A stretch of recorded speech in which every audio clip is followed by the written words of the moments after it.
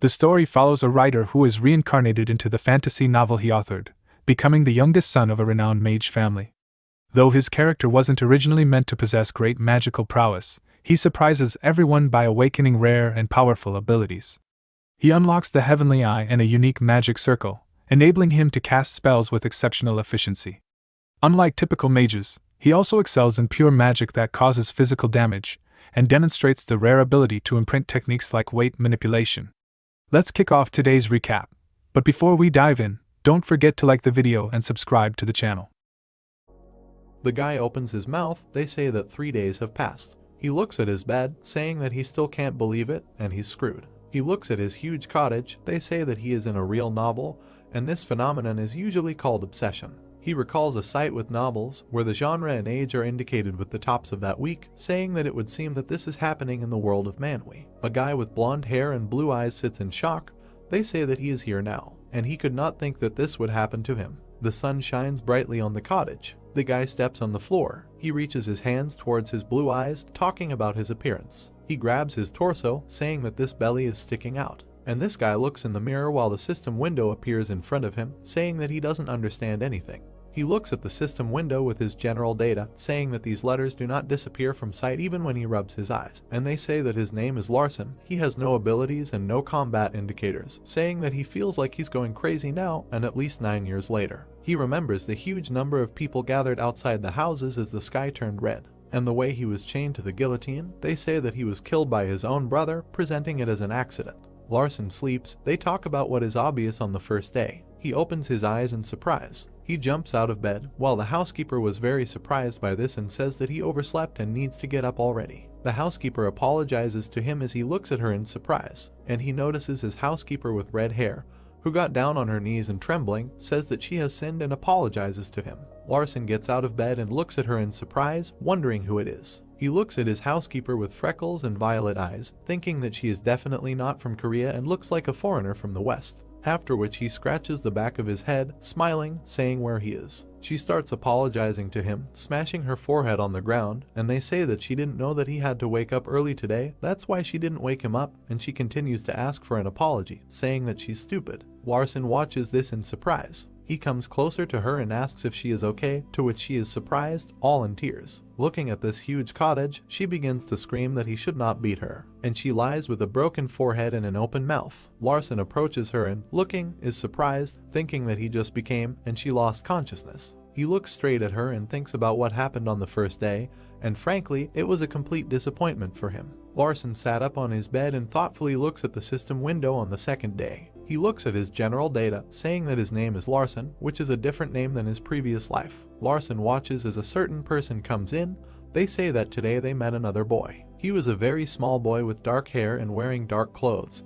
Holding a book and bowing, they say that he is Confucius, and he follows the order and writes down everything that happens. Larson, looking at him in surprise, asks if he can look at the tapes. And while he continues to watch, Confucius says that yes, he will bring them a little later, and apologizes. Confucius sits down at the table and begins to write in his book as Larson approaches him and watches. He notices the way Confucius writes, thinking that the journal seems familiar to him. After which Larson goes outside. It is shown that many housekeepers are watching him. They say that everyone present here calls him the Mighten Receiver and his every movement is recorded. Confucius looks at Larson as he continues to talk about how almost every time someone takes notes, they change, and this can be said to be an ordinary day that will last until he reaches the 14th day. Confucius turns around, seeing Larson in front of him, and is very frightened by this, dropping the book of ink, shouting, "Oh God." Ink splashes onto the book as Confucius continues to look away, saying that he is sorry and will clean everything up now. Larson begins to swing his leg in surprise, thinking about what is happening now.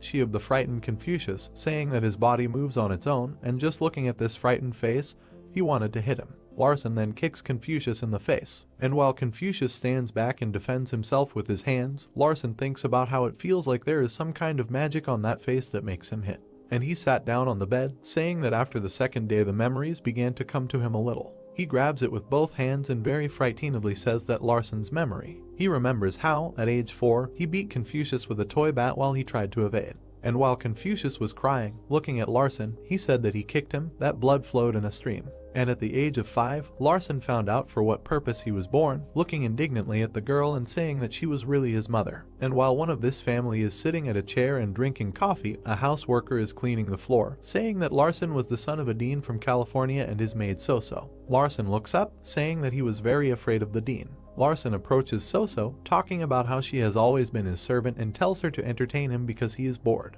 And he looks around, grabbing his hair with his hand and thinking that he is ashamed that now these memories have become his. And he remembers while he was leaving her, thinking that, in any case, he was only 7 years old then, and he was not the best hero. In addition, memories slowly began to appear, remembering how he beat all the housekeepers, and Larson says that he does not even want to list them. After all, he ran after one of the housewives with a stick and kicked one of the servants. After a 7-year storm, at 8 years old, the long-awaited coming of age has occurred, and he hits one of the pink-haired girls. Larson holds a club and hits the girl with pink hair, saying that he destroyed the goblin, and will she really resist? Blood was splattered all over the floor, and Larson says that he crossed some boundaries and received his punishment because he beat the only daughter of the Duke. And, remembering how his father apologized to the Duke, dressed in a green robe, because he was out of his head, and asked the Count for forgiveness. At the time, Larson was 9 years old on the huge estate, so he was exiled to a place remote from the city called Maple Annex. A few days later, Larson hits a table with a baton, breaking it in two. He looks ahead and gets very angry, talking about bringing him chocolate from Verdun, thinking that he really had a sweet tooth. And, remembering this character and trying to Google him on the computer, reasoning that the character who appears in the short story written by him.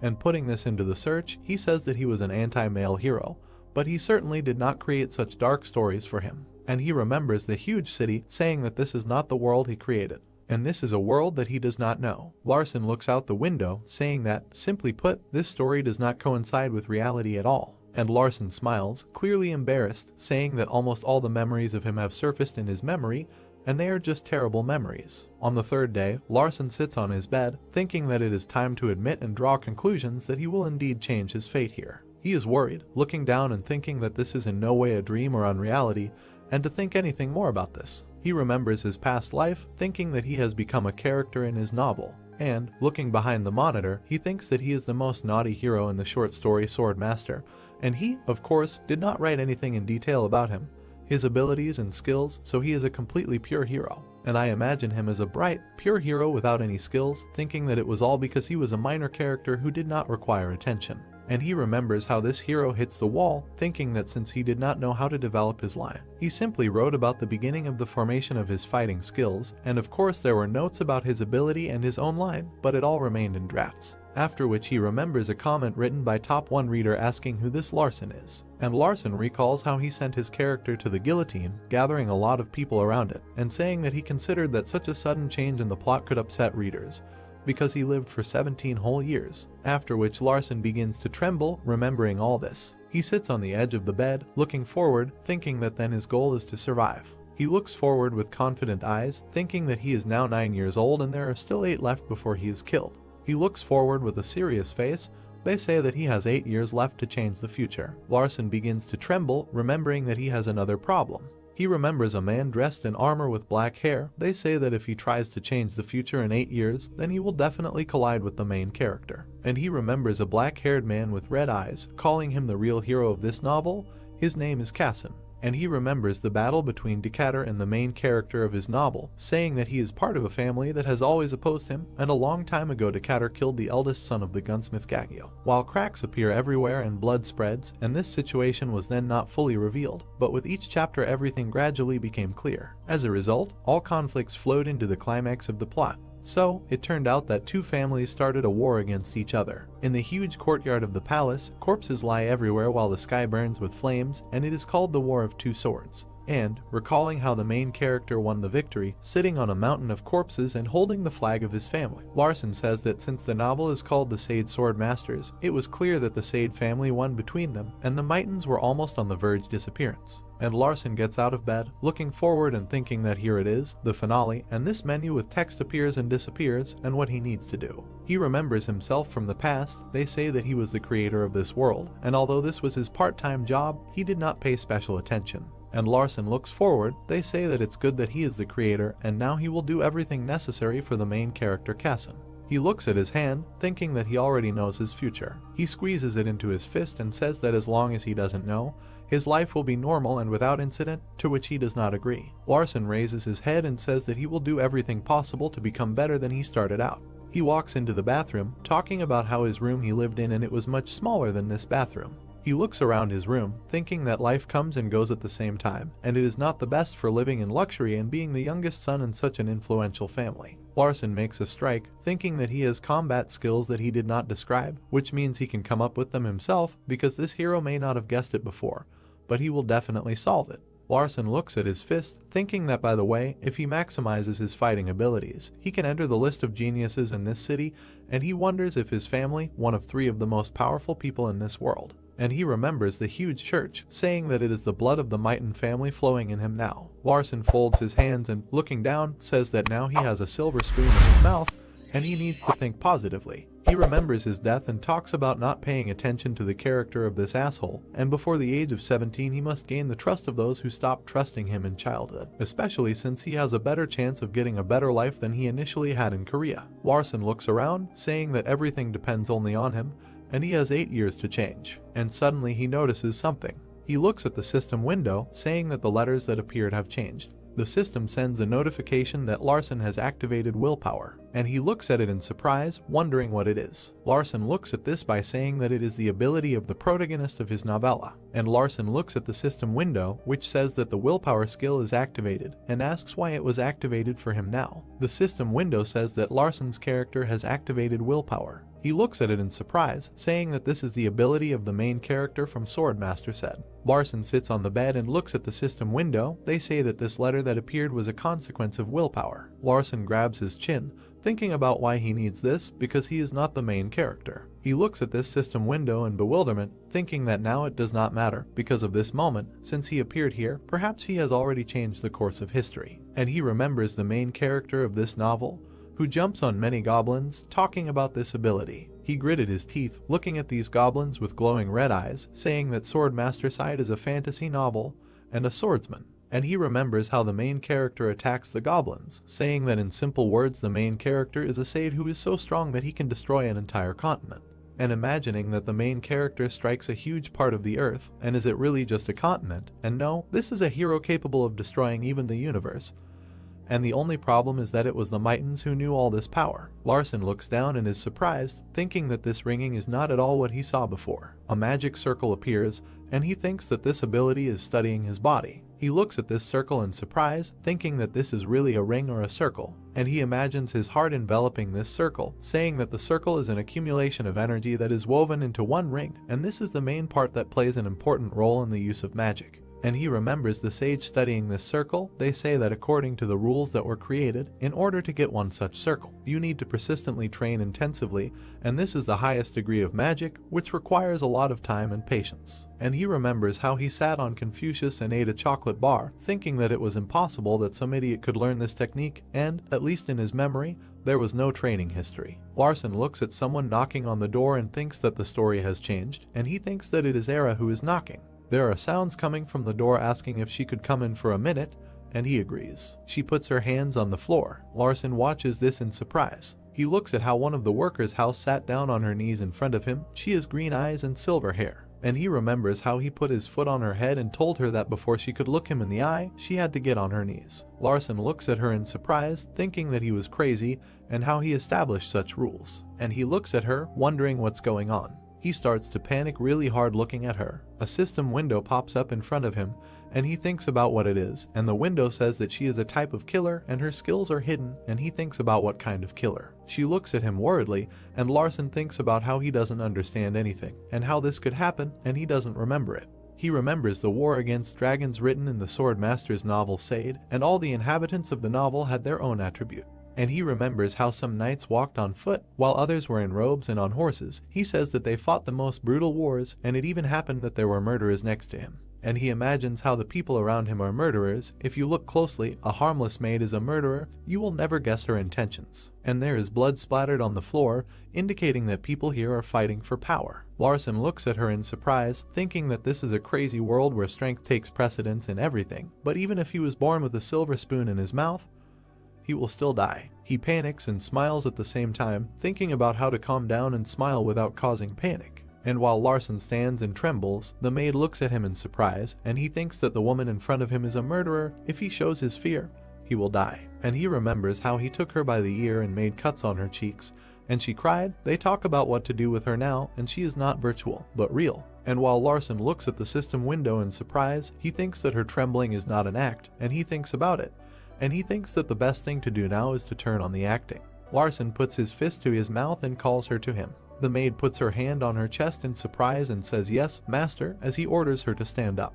Larson turns away from her, telling her to bring him some chocolate. She asks him in surprise about the chocolate, and Larson continues to think to himself that he is asking her to leave and he needs to refresh his memory, after which he gets angry at her while she runs away, telling her that he really expressed himself somehow unclearly, to which she says that she will bring it right away. Doors are closing. She is standing right outside the door, leaning on it. She looks forward and thinks about what is happening. It's all somehow strange. She turns her eyes to the door and thinks about how it feels like he is a completely different person. And she remembers how he stood and looked out the window, thinking that just a few days and the atmosphere had changed noticeably. And she remembers how he turned to her, thinking that she was not sure. And Larson smiled at her, saying that he had definitely changed. She runs forward thinking that even though only a couple of days have passed, and she passes through a white cat sleeping on the floor, thinking that it is better to report to him right away. Walking along an empty corridor, Larson sits down at the table and looks out the system window with a serious face, thinking about what he needs to figure out.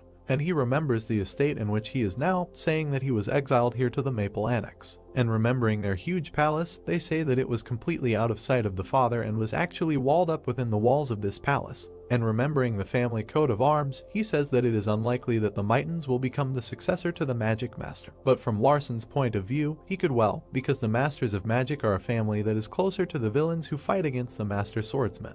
And while he looks at the system with a serious face, he thinks that if he wants to survive, he needs to change. He remembers his present self and who he is now. They say that fortunately he is the creator of this world. And he also has the power of the main character, and he knows the future and all the secrets of this world. He recalls the battle of the magicians, saying that he will have to participate in the war for the throne. What if he does not participate? Then he will be branded as a shameful member of the Mython family. And Larson looks up in surprise, thinking that now he is 9 years old.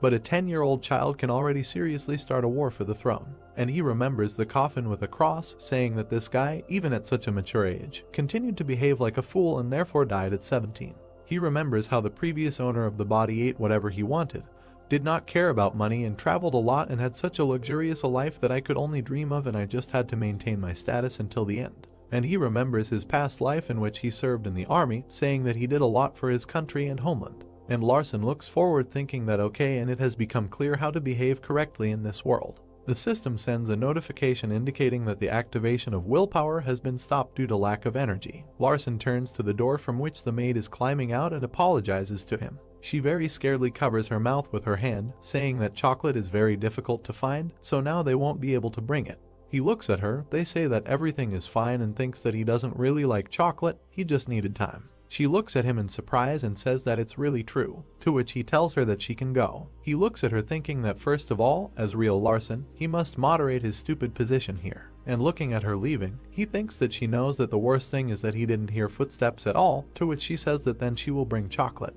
After which the door slams and Larson screams that he told her to leave, and she says okay, see you later. She walks back and forth near his door and thinks that she didn't hear what this guy was doing, thinking that it was obvious. She remembers how Larson told her that everything was fine, and she looks at the door with a serious face, thinking about the guy who was crazy about chocolate and said that everything is fine and what's happening to him, and she needs to wait a little longer and then send a report. Confucius is called to the estate a week later. Larson goes outside looking at Confucius and tells him to get ready, to which he agrees. Confucius looks at Larsina in surprise. They talk about what to cook for him, and what are you even talking about? Larson says he is going to training. Confucius was very surprised by this, asking again about whether he was going to training. And Larson got angry and sank a little while Confucius runs away from him, and Larson says that he really needs to repeat it twice while Confucius says that he will prepare everything right now. And looking at the tree, Larson says that he thought a lot this past week and came to one conclusion. He stands on the wall and looks at the city. They say that firstly, if he wants to survive, he must enter the war for inheritance and play a vital role there. And for this he will have to train a lot.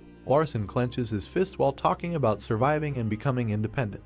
He looks at his fist, talking about why he needs to start now, and his training in the ability to use willpower. He looks around, thinking that the time has finally come to use his full power. Confucius runs forward in shock, thinking about Duke Larson. He opened his mouth in surprise, and while the sweat was dripping from him, he thought that the Duke had changed, and Larson hit him on the back so hard that it took him a week to recover. He remembers how Larson hit him on the back with a bat, thinking that he was not angry with him. And while Confucius is running, he thinks that now he has become a completely different person, and Larson himself wants to train. Larson looks at Confucius and the system window in which his general data is written, saying that his attribute is poison, and in the characteristics he is a cowardly servant. And Confucius at this moment says that he really means special training, and Larson thinks that he looks like a murderer who will poison. Larson looks at Confucius and imagines poison over his head, thinking about when he learned this, and hoping that he did not imagine a knife to his throat. And while Confucius bows, Larson says that each candidate for the throne of a master of magic will have a well-trained assistant, and from an early age they are trained and forced to take care of the successor, and they devote their entire lives to the master. And Larson looks at Confucius, calling him Larson's seventh shadow. And while they stand and look at each other, and Larson thinks that he is a shadow, if he is a shadow, then he must be his assistant.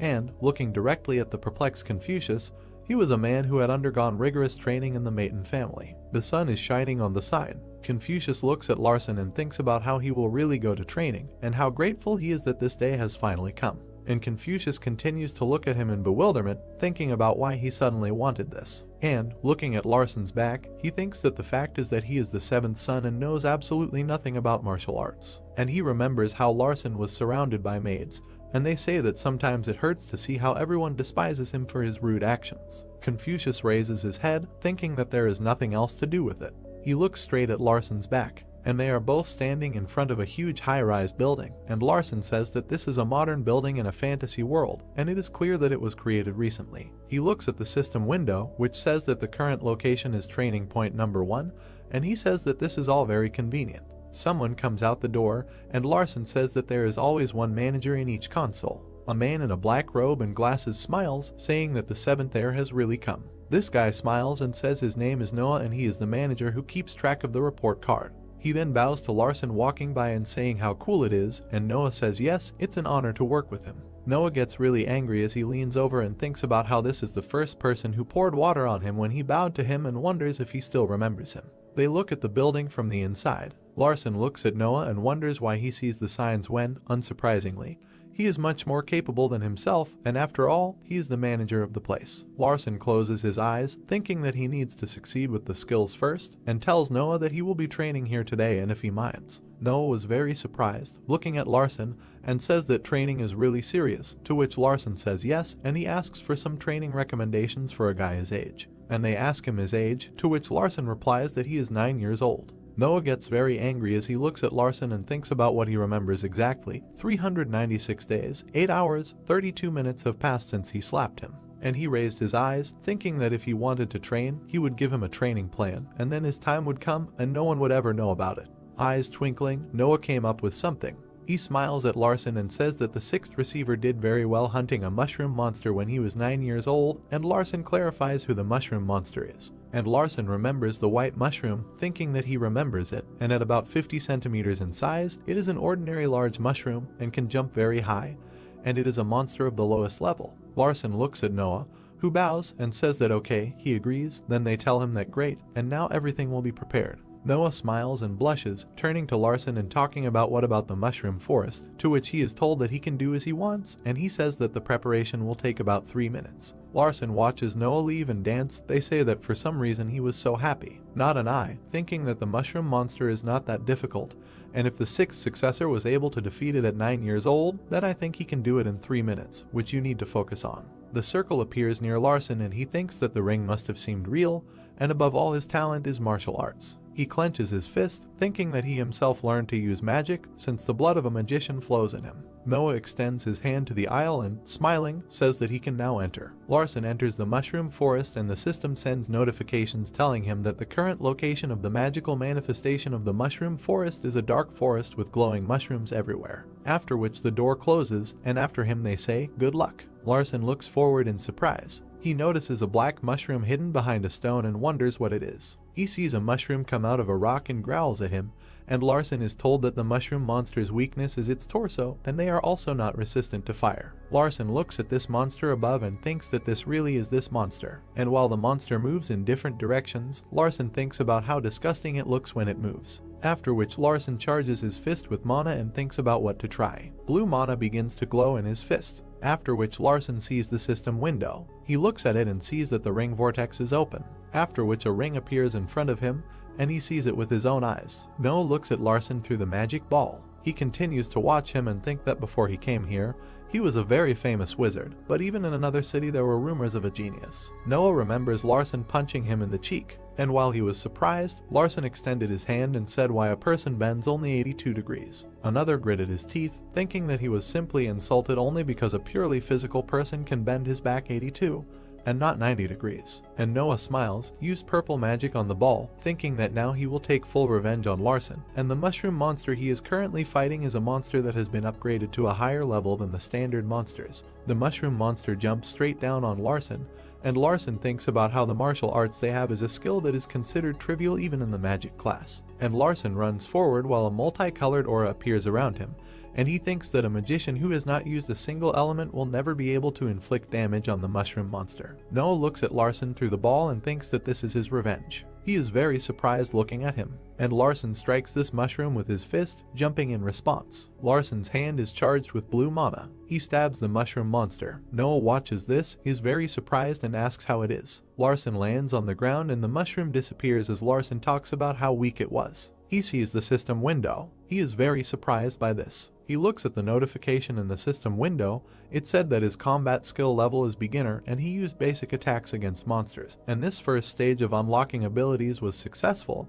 and he is congratulated for completing his training. Larson watches this in surprise and thinks about how he feels his blood boiling in him and his heart beating wildly. The system sends notifications indicating that the martial art for beginners, the vortex ring, is activated, and a lot of blue aura appears around Larson, and he wonders what kind of power this is. Noah looks at Larson, who is enveloped in mana, and thinks that this is pure magic and martial arts is magic accompanied by destructive physical force. He remembers how Larson hit the mushroom and thinks that this monster has a strong resistance to its destructive physical power, but it was overcome, and this is unthinkable. Larson turns to the side and Noah talks about the mister, who seems to be a mushroom monster, not suitable for training, to which he agrees and says that he thinks the same. He peers at Larson, who has his head down, and wonders what the hell has happened to him in the year he hasn't seen him. And Noah, sitting at the table, wipes his face with a handkerchief, saying that he thinks he will increase the difficulty of the hunt and set it to a difficult level. Larson looks to the side, talking about how difficult it will be, and if it's too high, then he will have a problem, since he is almost out of mana, to which he is told that it will be a red mushroom monster. He looks directly at the ball. They say that it looks like a regular mushroom monster, but it moves very quickly and has a lot of strength, and he will need to destroy it as soon as possible because it reproduces very quickly. He peers into the ball, thinking that he needs to leave his personal experiences, and he would like to get more interesting things for his report. Larson looks forward seriously as he is told that if a critical situation arises, he will stop training, and Larson blurts out loud that this mushroom red monster, and he does not remember it being created. He looks away, thinking that this is probably another monster that was created by default, and out loud he agrees with Noah's idea. And he sees a red mushroom appear, and they tell him that a monster will soon be created. And a mushroom with white eyes and a red hat appears in front of him. Larson stands in front of this mushroom, thinking about how it differs from that one. And then he looks to the side, very surprised. He dodges the red mushroom's attack, after which he watches as this mushroom explodes behind him. He is very surprised, looking to the side, and he sees a red mushroom flying right at him. Larson tries to defend against the blow and it goes right through him. He is then pushed back and bends over as smoke rises everywhere. He stands up and looks at the mushroom opposite, after which Larson, with a serious face, thinks that he is very fast and invisible. He peers at him, thinking that he doesn't look as scary as he imagined, and he sees how the mushroom disappears and only clouds of dust remain under it. He raises his head, notices only the mushroom appears right above him. Larson then uses magic with both hands outstretched. Noah, watching from the side, was very surprised at this, opening his mouth and shouting that he really jumped away. Larson, enveloped in mana, runs after this mushroom, thinking that he has found a way, and his attacks are simple. He grabs this mushroom, thinking that it is time for him to use his power. The system window says that he is using a base level enhancement skill. Larson picks up this mushroom with one hand, and with the other hand he charges his fist with mana, and the system sends notifications that there is not enough mana. Larson looks at his fist, thinking that he has run out of mana, after which the mushroom escapes from Larson's hands, and he is surprised by this. Larson looks at this mushroom in surprise, thinking about what it was, and for a moment it seemed to him that time was moving very slowly, and, in any case, because of this, he was able to defeat it. He sees a system window saying that his mana has disappeared and all skills have stopped activating due to lack of mana, and he thinks that as soon as the mana is restored, he will need to understand what happened. Steam is coming from the coffee. Confucius brings coffee to Noah and looks at him very surprised. Confucius opened his mouth in shock, thinking about what he just saw and how the Duke became so strong. Noah turns to Confucius in surprise and asks if he has completed the 10th anniversary ceremony, to which Confucius says no, it will only happen next year. And Noah was very surprised, gritting his teeth and thinking that he had not gone through the ceremony, but already had such power. Larson goes forward. Everyone stands nearby as Larson approaches them, and Confucius thinks that the master already has mana. Larson looks around while Confucius thinks about how he couldn't easily create a circle of energy without her. And Confucius begins to cry, thinking that he really missed something because he didn't know anything.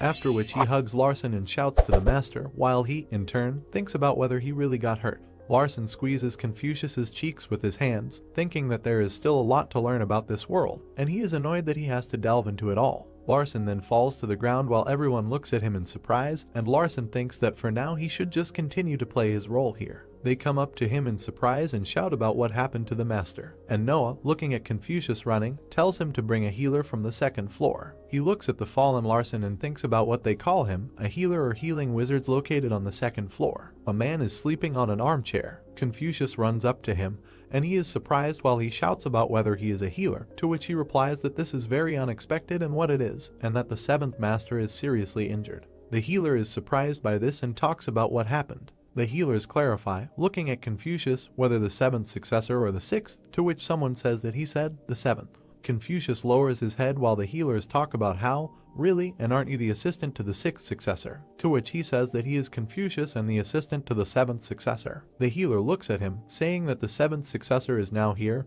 and what happened to this unfortunate person. And while the healers are surprised, Confucius says that he defeated the fucking monster and destroyed the red mushroom monster. The healer stands in a stupor while Confucius says that he overpowered him with magic. Larson lies on the bed, and the healer thinks that his body is damaged due to the side effects of magical martial arts, and it is very difficult for a beginner to solve this on his own. And they all gathered nearby, watching Larson. After which they look at his face and think that they can try to do something, but if something happens, a senior magician healer is needed here, and if something is sent, then they need to do it in the main building, offer this matter someone better than him. The healer then uses his magic and summons 2 angels and a praying statue while everyone watches.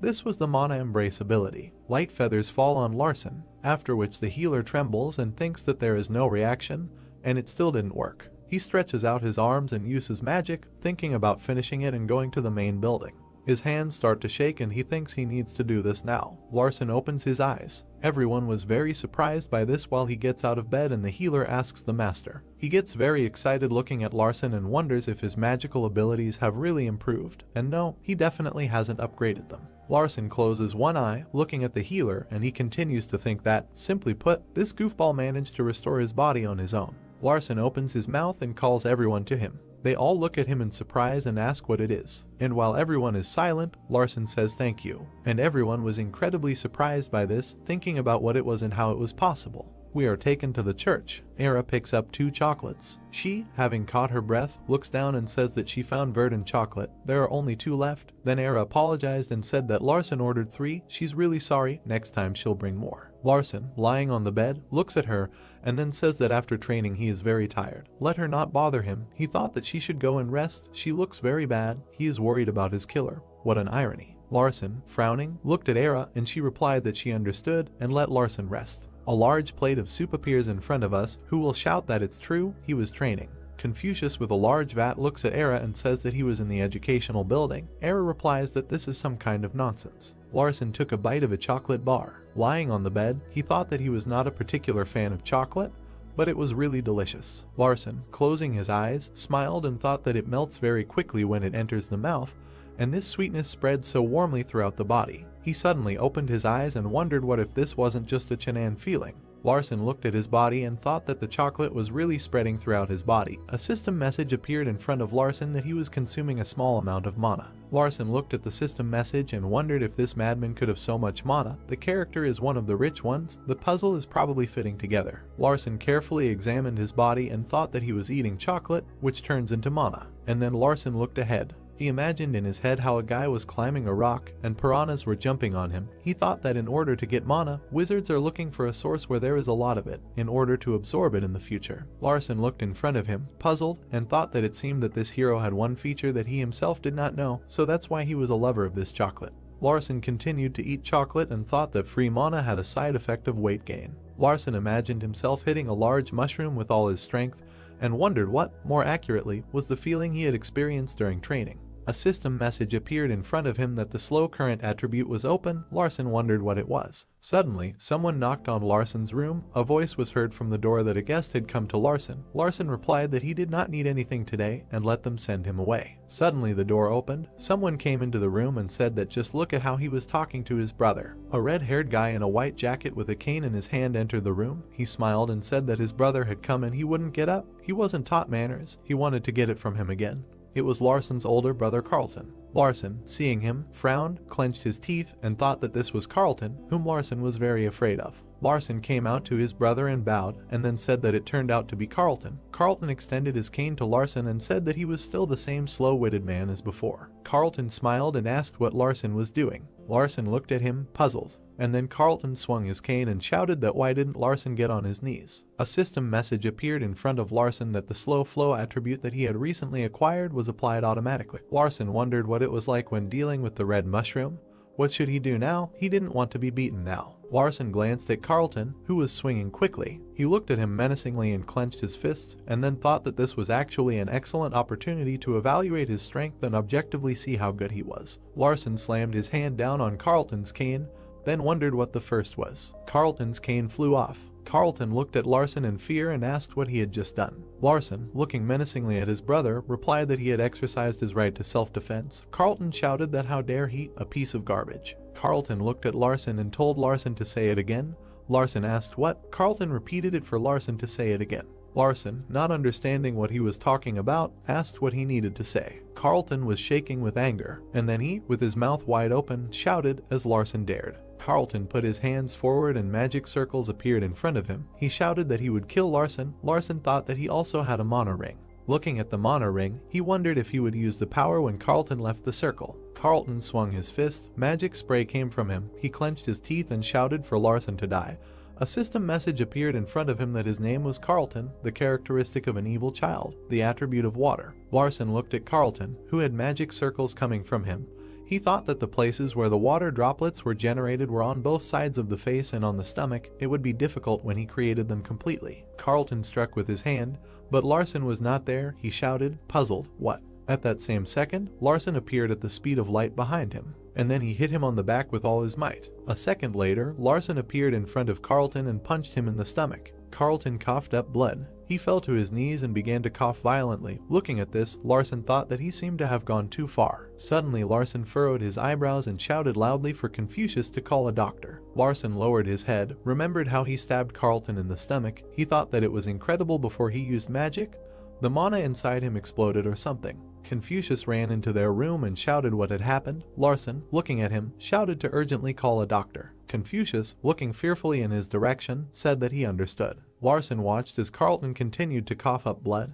He thought that it seemed that he would not be able to achieve a good relationship with his brother. Besides, he smiled broadly and thought that now he more or less understands how best to fight with wizards. His first goal is to live to the age of 17. Although there is plenty of time, it is still dangerous. We are transferred to the next day. Someone shouts that this bastard is the 6th successor. Era stands in front of Confucius and, waving his hand, shouts that this is some kind of nonsense. How is this possible? Confucius replies that now it makes no sense, if only he saw everything with his own eyes. Era looked at Confucius in surprise, and he said that he could be honest with her. Confucius shouted and Era asked what Confucius meant by saying that he was a shadow. Era sat down in a chair, and then said that everyone knows that Confucius is a shadow, except for this scoundrel. Confucius said that he also does not think that she is an ordinary maid. Her steps are so light and her movements are imperceptible. Era smiled and replied that it was true. Everyone knew about this too, except him. Confucius, looking at Era, asked that she still thought that he was mediocre. Era took a sip of tea and told Confucius to continue. Confucius lowered his head and replied that he did not think so. On the eve of his anniversary, the seventh successor began to act seriously. They conveyed that a large building with beautiful architecture appears. Larson, looking at him, opens his mouth and, looking in surprise, wonders what it is here. Looking at the huge building, he thinks that this is a Starlight library where you can study mana. This is not a shopping center, but a library. Even more surprising is that Larson has never visited this place. A system message appeared in front of Larson that the current location was the Starlight Library. Larson entered the library. He looked around and saw a huge number of shelves with books. He thought that this was incredible. These were all books. It was 3 stories high. Larson put his hand on his head and asked how many books there were. Suddenly someone answered that there were only about 200,000 copies. Larson began to turn his head in fear and asked what, why, where did this voice come from? A girl with long gray hair and a dress appeared in front of him. Larson looked at her puzzled and asked what. The girl, looking at Larson, replied that she was the librarian of the Starlight Library. Her name was Evian. Era put the mug on the table and said that does this mean that he has already prepared in advance for his 10th birthday? Confucius asked how it was possible that he had been hiding from them all this time. Era folded her hands and said that he thought it made some sense now. Confucius got up from his chair and said that it was unrealistic to hide for 10 years and not get caught. Era replied that it was logical. Confucius, looking at her, said that he saw everything with his own eyes. He managed to open the first circle of mana. Era looked at him in surprise and asked what was the first round. Confucius said that she thought he could do it in a couple of days. Confucius spread his hands and added that now let him just think. The 7th successor was never considered a full-fledged, worthy successor because of his behavior and riotous lifestyle. Era replied that it was true. Confucius frowned and said that she still didn't believe him. She hated the 7th master so much, it was time to forget the old grievances about the 7th. Era folded her hands and turned around in displeasure. She said that it didn't make sense anyway. After all, this youth's abilities are limited only by magic, right?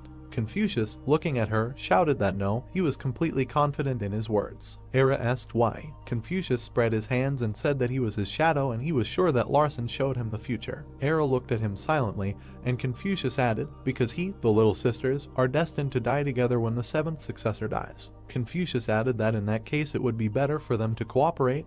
Era asked what if. She smiled and turned around and said that if she saw him in the library, she would think about his words. We are transported to the library. Larson says that he was told that the successors of the Mitons, in order to join the fight for the legacy, must study in the library, so he came here to develop his strategy. Larson, looking at the librarian, asked who she was. The girl replied that she was Evian, the Library of Starlight. Larson, looking at her, wondered who it was. He didn't remember her. A system message appeared in front of her that this was a character named Evian.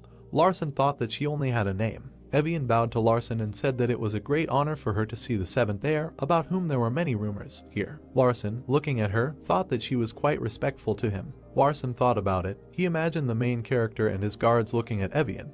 He thought that she didn't seem to directly encounter the main character in this novel, only occasionally in the largest events of the story. The guards rushed towards Evian shouting to kill the witch. Larson thought that especially in Lebanon she killed the tough lord and all his knights who followed him. Larson imagined Evian extending his hand forward and furrowing his brows, creating a large magic circle. And then the guards who ran towards her turned into static ice. Larson imagined how the entire castle was covered with a thick crust of ice. He thought that she was a monstrous magician who had completely frozen the Lebanon palace. Larson imagined her raising her hand menacingly, and wondered that she had even managed to cause a lot of damage in the North Sea. Larson, looking at Evian, thought that this woman was now the Miton librarian, which is why he did not understand who she was at first. Larson, looking at the shelves of books, thought that the library of the family's wizards was nothing more than a refuge for wizards, because all the manuscripts of magical books that exist in the world were stored here. Larson imagined in his head how a couple of wizards raise their hands and books fly off the shelves. He thought that the librarian who manages it must be a master of the highest level. He has the right to dispose of all the books in the library and read them. Larson, looking at Evian, wondered why, of all the high magicians, it was Evian who, even just looking into her eyes, seemed to turn to stone. Evian, looking at Larson, told him to sit down at the table. On the 2nd floor she would give him a book. Larson smiled. Evian asked what book Larson wanted to read and whether he should serve him tea. Larson replied that he would not refuse tea. Evian seemed to dissolve in front of him, saying that she would now cook. Larson, looking in her direction, thought that this world is too dangerous. In any case, he is very glad that he came to this library right now. Larson imagined in his head how he was tearing the book, and Evian was flying up to him. He looked in fear in front of him, thinking that if he had come before mastering mana, He doesn't know what stupidity he would have committed. Larson looked at the hot tea on the table. Evian asked what book Larson was looking for. Larson, looking at her, replied that he would like a book on methods of mana control. Evian replied that he needed an in-depth or basic one. Larson frowned and replied that the most basic thing is that only the basics are needed for now. Evian asked that Larson inherited the blood of the Mitons. Does he need the basic book now? Larson smiled and replied that yes, that's right. But that's how he needed the book. Evian replied that it means she was not mistaken. Evian extended her hand forward. A magic circle and a search system message appeared under her. She said that then let Larson allow her to use some magic. One of the books on one of the shelves flew out, and then, a second later, she appeared in front of Larson. The book fell to the floor, and Larson, looking at it in surprise, said that this is how simple it is. Evian disappeared, saying that well, let Larson spend this time usefully. Larson opened the book and began to read to himself that mana is the connection of all types of energy that exist in nature. To become a wizard, Larson must accumulate mana in his heart and form an energy ring. Larson turned the page and continued reading that it requires the 8th theorem, Largo's equation and Furato's 7th mathematical formula, then you get the meaning. A second later, Larson fell asleep on the book. He thought that this is the basis. It seems that he will not be able to learn magic on his own, such a strange science that he does not understand anything at all. Suddenly Larson opened his eyes and used Chengnan. He thought that even if he couldn't, a system message appeared in front of him that the introduction to the interpretation of magic was 22% until completion. Larson laughed and thought that even though he didn't understand anything, this technique was for him will help. Larson opened the book again and thought that this is just a great ability. The only problem is that in this world there are monsters that are much better than him at using such a monstrous ability. A system message appeared in front of Larson that the introduction to the interpretation of magic 22% to completion failed to activate Chengnan due to lack of mana. Larson closed his eyes and thought that after all, he will fully understand this book when the completion reaches 100%. It seems that the solution to the lack of mana will be the first problem he needs to solve. Larson closed the book and thought that was enough for today. Larson went back to the house. Confucius approached him and said that Larson had been in the library for so long, he believed it was time to go back. Larson suddenly stopped and looked ahead. What he saw amazed him. In front of him was a girl with long hair who looked at him in surprise. Larson looked at her in shock and wondered what it was. Looking at the girl, he wondered what the hell this was. It was his mother. Larson thought back to his normal life and wondered how he always missed his mother because he didn't spend enough time with her. A medical device appears in front of us and suddenly goes silent. Larson looks down with tears in his eyes and screams for his mother not to leave him. He really asks him not to leave. His mother lay silently on the medical couch. Larson wondered if she had died of cancer when he was still a child. Suddenly Larson fell to the floor. His cheek was badly bruised and his nose was bleeding. 3 guys approached him.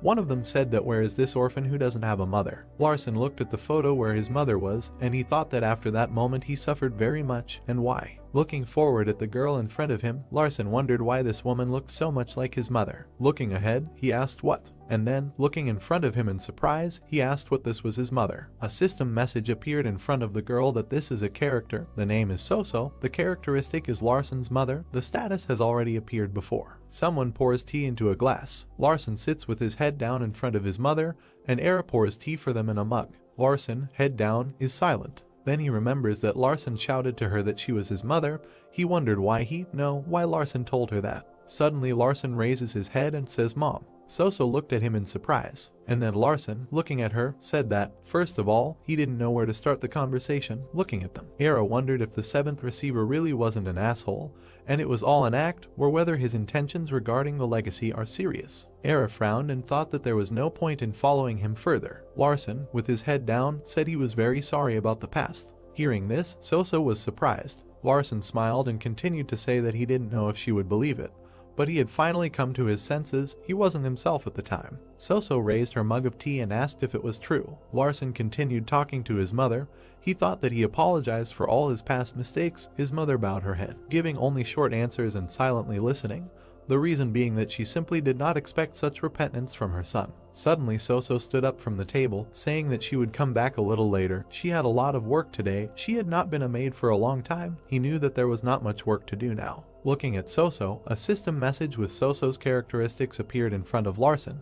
He wondered that she appeared when she learned about her illness, which was invented by Cha Sung-min. Larson presented a silhouette of Soso. where she has blue in the center of her body. He thought that this disease manifests itself as 3 blue dots on the chest. The cause of its appearance is unknown. There is no cure either. It is an incurable disease. If a person has 3 dots on the chest, it is impossible to cure, but fortunately, she only has 1. She left the room and stood with her back to the door. She lowered her head and clutched her eyes. She wondered why Larson was so good on the day when tears flowed, this day when her only son called her mom for the first time. Soso wiped the tears from her eyes. She continued to stand at the door, and Larson's voice was heard from there, asking if she could spare 1 hour of her time for him. He, standing in front of the door, added that he would prepare tea from the stems of Karutin from the Sage Mountains, so from today and every subsequent day he wants to drink tea with her at this very time. Here she can. Soso answered well. Larson, looking at his mother through the window, thought that Sharp Mountain's Karutin is a delicious tea, quite an unusual tea, but if you drink it for more than a month, there is a chance to get rid of blue dots. Larson, looking out the window, thought that no matter how badly the son behaved, the mother is the mother. Larson, looking at Soso walking away into the distance, thought that she had not abandoned Larson. Larson, lowering his head, said that Soso should not get sick, please. We are taken to a small house. Soso sits next to a small wooden bed and wonders if it was a dream.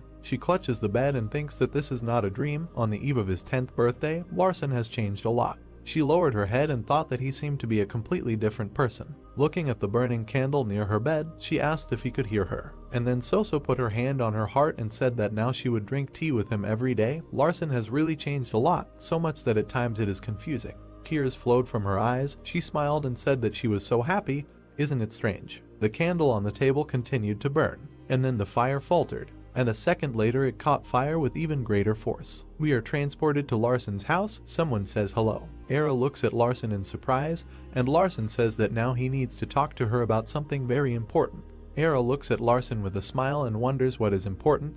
Did he really reveal her identity, or is this a test? Era, looking at him, frowned and, thinking that he was not going to give her the order to kill someone, Larson said chocolate verdun. Era answered yes. Larson, looking at her, told her to bring him as much as she could. Era exhaled and, looking at Larson, thought that she had worried in vain. Larson added what else. She got there, smiled and thought that again, perhaps there was something important. Larson said he should bring the candies that are sold at the Rudon bakery too. Era looked ahead in disappointment. We are moved an hour later. Larson looks ahead in surprise and thinks that the power of money is really great. A huge pile of sweets and chocolate appears in front of him. Larson thought that I cost about 20,000 won alone. If you count 20,000 won, it comes out to even more than 100,000 won. Larson looked at the mountain of chocolate with a smile and came up with an idea. You order chocolate, the maid spend about 20 million won in just an hour, and he will live with such riches. Grace. Larson ate a couple of candies and thought that he needed to try the most expensive verdun candies. They cost about 30,000 won a piece, the cheapest is 10,000 won. Larson, while eating chocolate, thought that the difference was that the amount of mana and its cost were different. System messages appeared in front of him that his mana was increasing. Larson, looking in front of him in surprise, thought that this is how he gets mana.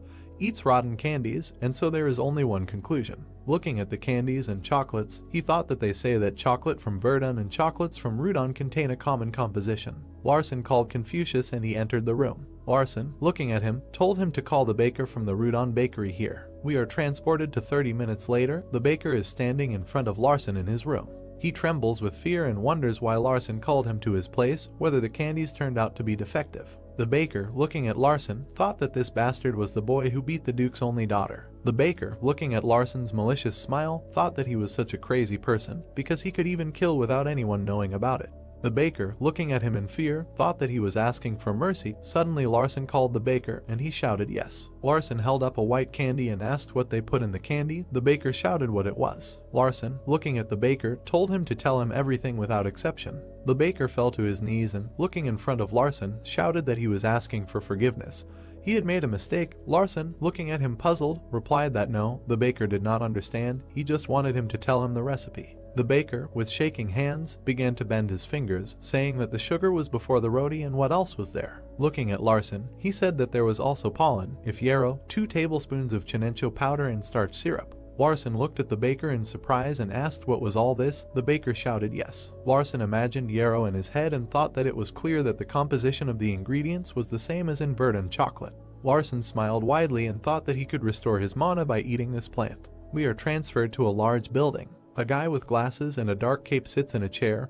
He wonders what the hell is bothering him, why he continues to go to the main building. Everyone is just asking about the 7th receiver. There are only 2 assumptions. The guy imagined the 7th receiver in his head and thought that the mushroom monster had been defeated by magic. The guy imagined how the priests were now standing like this receiver and raising their hands. He thought that this was a side effect of magic in the embrace of mana. Suddenly, his friend approached the guy and shouted that he had heard the news. The fat guy shouted that the 7th receiver had defeated the 6th receiver. There was chaos and complete noise in the yard. The guy got up from his chair in fear and shouted something. He clenched his teeth and remembered Larson. He thought that this guy was really sick in his head. The guy, gritting his teeth, looked down and thought that when this underdeveloped became so strong, no matter how quickly he became so, it was simply unthinkable. His fat friend approached the guy and said that he would soon be 10 years old. Maybe in this way he was trying to show himself. The comrade, looking at the guy, added that he knew that his magic didn't work on him at all. The guy thought that he had no words. The guy introduced several wizards who use magic circles. He thought that they themselves are not so fast. They use speed magic for this, such as the power of light, but a 9-year-old magician cannot use it.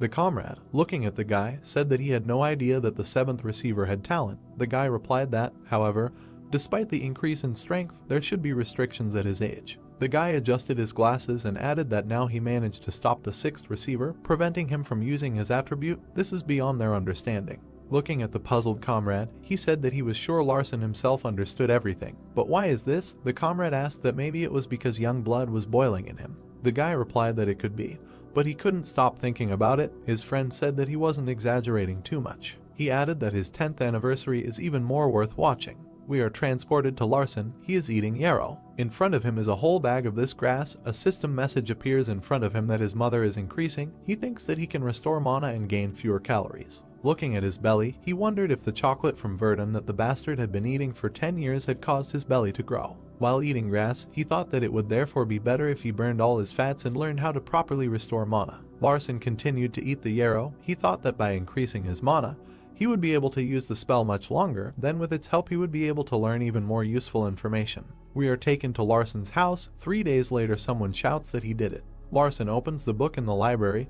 A system message appears in front of him that he has downloaded all the basic mana usage data. Chingnan has fully interpreted the Book of Magic. Larson looked at the system message. It said that the wisdom of the great wizard Alberto. A secret page was opening. Larson wondered what else it was. Suddenly the book began to quickly turn its pages, and then she stopped abruptly, and one of the lines of the book was dedicated in blue light. It was written that the 77th book of the great wizard Albert. The basics of magic, easy to understand methods of mana. Larson thought that the great wizard Albert was who he was. Larson remembered Evian. He thought that in order to find out this, he had to go to the library again, and there was the terrible Evian. Larson frowned and thought that he didn't want to get involved with the ice witch at all.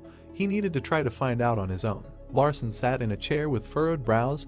An arrow was above him on the ceiling. She looked at him carefully, frowning. We are taken to the library. Larson goes along with the book. He thought that it had become cool in the library. Where is Evian? Suddenly the option appears behind Larson and he gets very scared. She asks that Larson read the whole book. Larson turns around in fear and shakes her hand, says that it is she. Evian says that Larson read everything quite quickly. Larson replied that these are the basics of the basics. Evian raised her hand up, and the book instantly jumped out of Larson's hands and flew somewhere back. The book flew straight into the shelf at great speed. Looking at this, Larson thought that her magical abilities were amazing. How she used magic, silently saying nothing. Larson smiled, looking at her, and Evian asked if there were any other books that Larson was looking for. Larson replied that he needed the 77th book of the great wizard Albert. The book is called The Basics of Magic, Easy to Understand Methods of Mana. Evian looked at Larson in surprise and replied that yes, this book is in the library. Larson said that they should give it to him then. Evian replied that this book belongs to category B because it is impossible to just read it. Its contents are not given to everyone to understand. Larson scratched the back of his head with a smile and replied that everything is fine, he will just take a look at it once. Suddenly, Evian closed her eyes and began to sniff. She abruptly walked up to Larson and sniffed him. Larson looked ahead in fear, not understanding what was happening. He wondered what kind of bullshit this was, this feeling.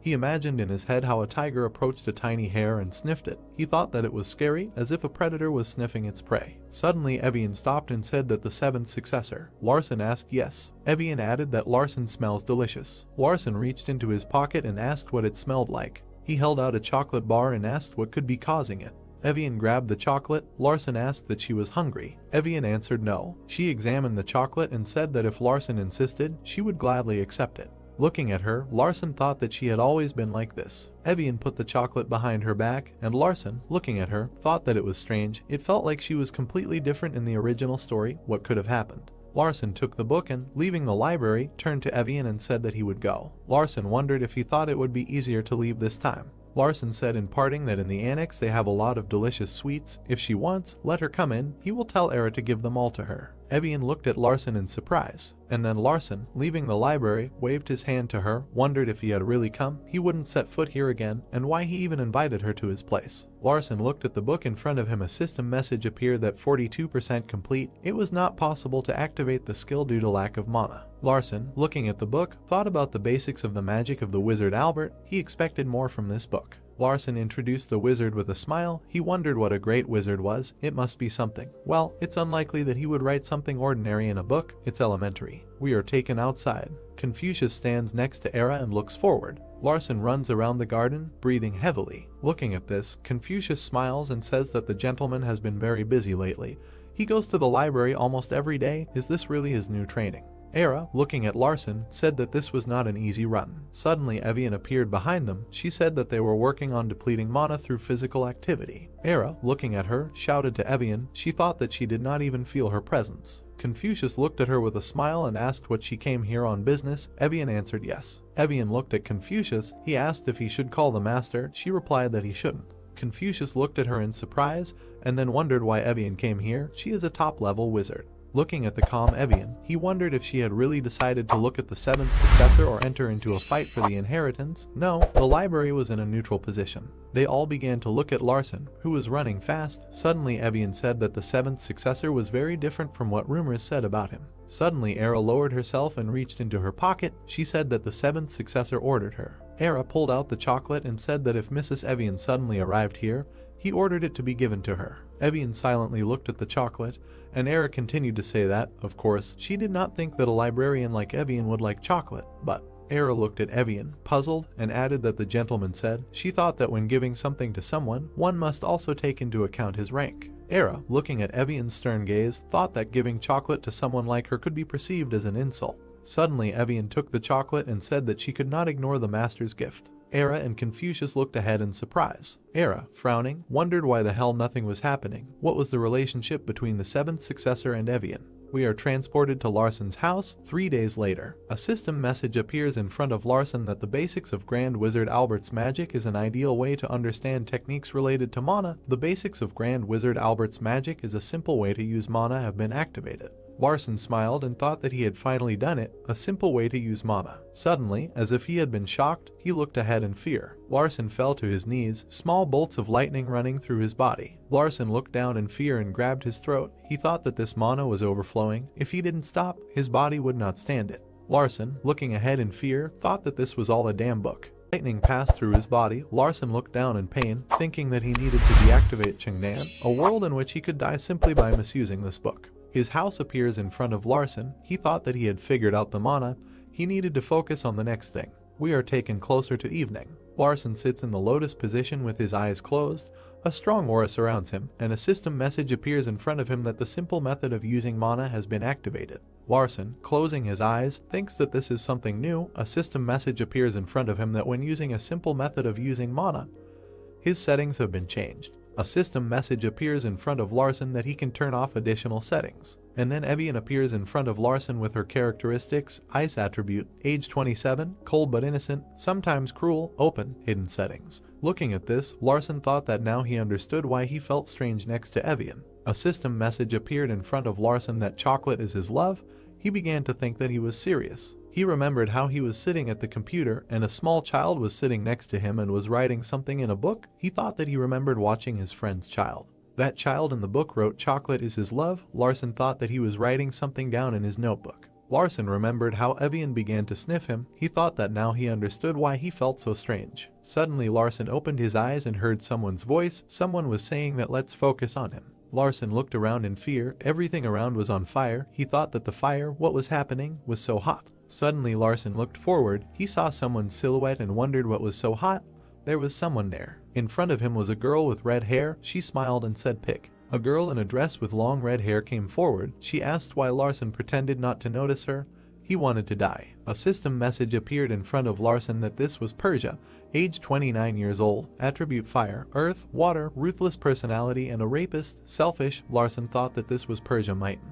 He looked ahead in fear, opened his mouth and wondered that a crazy sorceress with 3 main attributes, why was she here? Persia smiled and asked what it was. It hurt her to watch. A system message appeared in front of Larson that she hates the inferior and weak. Her favorite pastime is to hurt people. Larson thought that causing pain is an abomination. Persia came forward and said that while Larson did not answer, he preferred not to notice her. Larson covered his face with his hand and coughed. He looked ahead in fear and thought that no, he almost began to apologize to her. She hates the inferior and weak. If he apologizes, she will definitely cut off his limbs. Larson, covering his face with his hand, looking at Persia, thought that this was one of her tests. And then Larson said that he really didn't notice her. Persia asked what. Larson furrowed his eyebrows and wondered if he had said that. But he was still scared. At least he did. Larson added that his eyesight was not as good as her. Persia smiled and told Larson to continue. Larson replied that she herself had noticed this, that he was not paying attention to her. Larson, looking at her, continued to say that since she wants him to apologize, then she should forgive him for his inattention, although he does not believe that he is to blame. Persia, looking at him, laughed. Larson, looking at her in surprise, wondered why she was laughing. Persia walked forward and said that there are rumors that Larson has changed. It is true. Larson thought about it. Rumors. Larson smiled and replied that he was the same as before. Persia asked that he didn't think that now was not the time to make excuses. Persia looked at him with curiosity. Larson continued to say that it is never too late to explain. The main thing is not to lead to misunderstanding. Suddenly a large fiery snake flew towards Larson, its mouth wide open. Persia, stretching her hand forward, released it directly at Larson. She said that at the moment when he thought that it was not too late, in fact it was already too late. The snake wrapped itself around Larson's neck, and then he said that he understands that there is some mistake in this. He just does not want to conflict with it. Persia, smiling, continued to extend her hand forward. Larson said that, however, he was the rightful heir to the head. Persia told him to continue. She smiled, looking at him, and Larson replied that this means that if she kills him, she will have big problems. Persia replied that Larson is trash. How is he going to become the head? Larson, looking at his sister, frowned and said that everything will be decided when they show their abilities, because of one variable the entire future of this world can change. Persia, stretching her hand forward, asked what change Larson was talking about. Larson thought about his life. Larson furrowed his brows and said that he still doesn't know much about his brothers and sisters, so he doesn't even know if he can get the throne. Larson imagined in his head a girl in a long white dress. He thought that, in any case, he needed to mention high magic and Ibelia. Larson, looking at his sister, said that he knew that she was very afraid of her sister. The next second, the fiery snake opened its mouth wide and rushed towards Larson. Larson looked at her in fear.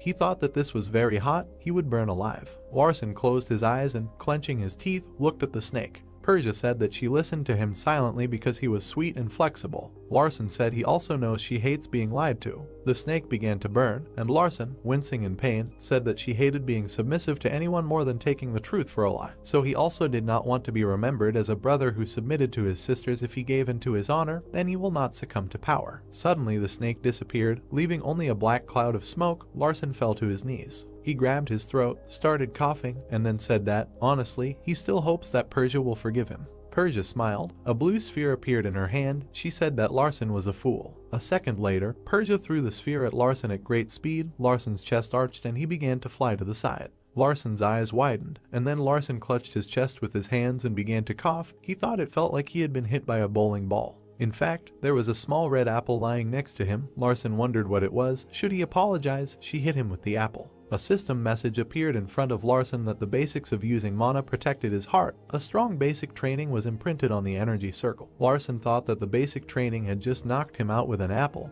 but a new technique had opened. Persia, looking at Larson, told him to take a bite. Then fire appeared in Persia's place, and she began to disappear, saying that Larson needed to be treated to something. Larson, sitting on the floor, thought about how to treat him to an apple. Larson picked up the apple and, looking at it, wondered what could happen. A system message appeared in front of Larson that this apple was a vessel for mana, an excellent thing for storing mana, quite rare and expensive. Larson wondered how he got this vessel. Larson, sitting on the floor, looked at the apple and wondered why this was happening. Was it really because he was the youngest of the Mitons? Larson lowered his head and remembered the main character Kassan Sade. He thought that these were the abilities of the main character and not him. In fact, it would not have been better if the main character had received them, and not him. It was already late at night on the street. Someone said that they wanted to tell her that this little guy constantly goes to the library and trains. Persia, sitting at the table, said that he really managed to open the first circle of mana at the age of 9. She blushed and, leaning on her hand, said that it means that all this time he was deliberately acting like a fool, a cunning snake. Persia started tapping her finger on the table, and then said that the more he learned about his sister and started talking about heritage. The version smiled and added that he had indeed lost his fear, but he was tongue-tied. Persia broke the table with her finger, and then said that his chances of becoming an heir were not that great. That was clear. Persia stood up and, looking at the table, which had broken into 2 parts, said that Larson was not bad, but no more. The throne was not his. Persia, suddenly looking forward, shouted. A man in black clothes began to appear in front of her. The girl in the mask was sitting on the floor. Persia, looking at her, told her to continue spreading rumors that the youngest son was the same goofball. This would definitely not give any chance to meet his other brothers. Persia smiled and added to be sure if he had too much of an appetite at such and such an age. Persia, looking at the girl in the mask, told her to keep an eye on him. Maybe something will happen and somehow he will get sick and disappear from this world. The girl said that it seems Persia is just amused by this. The version smiled and added that it was just annoying. She personally wanted to kill him. It would be fun if he let himself into a trap. Persia extended her hand to the side. A fiery sphere appeared in it, and she said that over the years his self-confidence grows higher and higher. It's time to cut off the boy's wings and lower him to the ground. A large house stands against the dark night sky, with a light on in one of the towers in the room.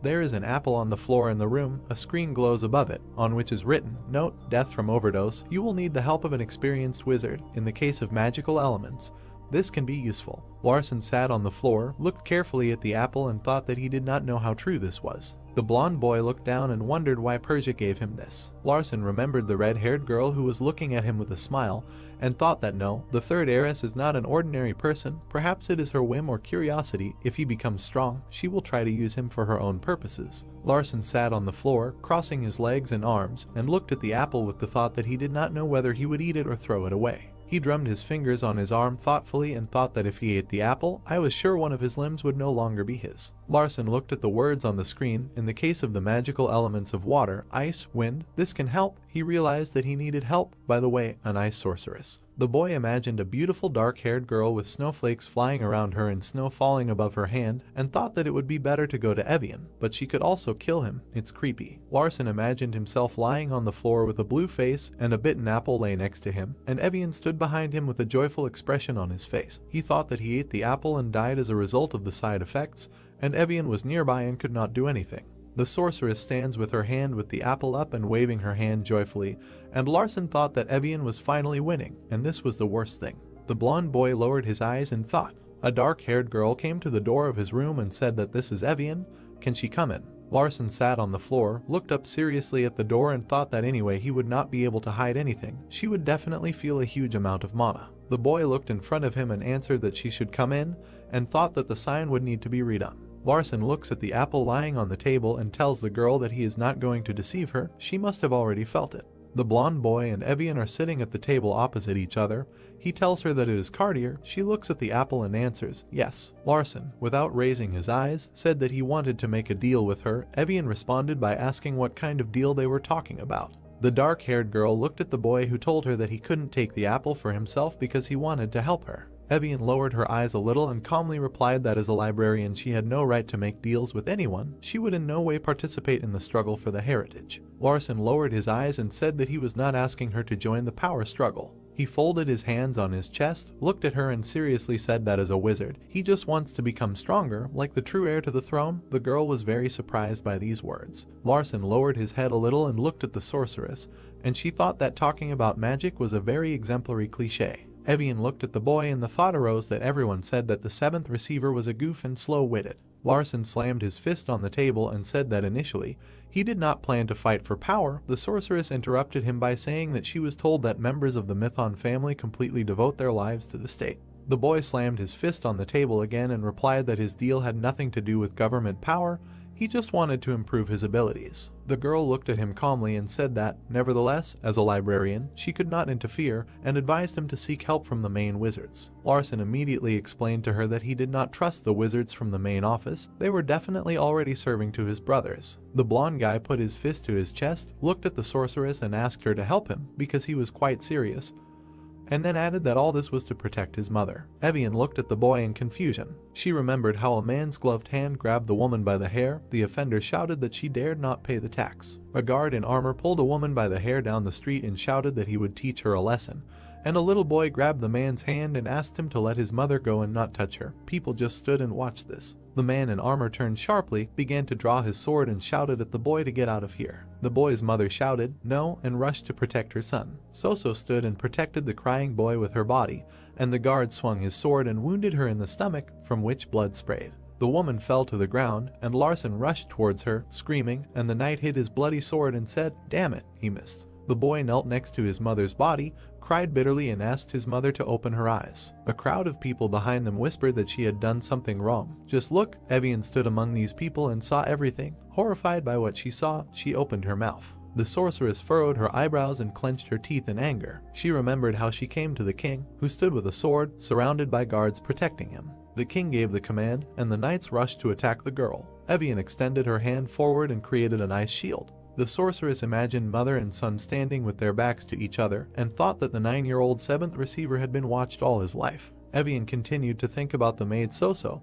who was abandoned by her family. She gave birth to the youngest son of a wizard who had to hide from everyone and come to terms with his fate. The sorceress remembered the boy standing in front of her, who said in all seriousness that he wanted to protect his mother, and thought that these words about the desire to protect his mother were very sincere, but this was impossible. Evian introduced the boy and girl to Percy and thought that there were strong candidates for the wizard's heir. In their eyes this child was nothing, just a thorn of low origin. She imagined a boy standing alone and staring into the darkness, dreaming the impossible, a rather miserable dream, and then she noted that it didn't look wrong.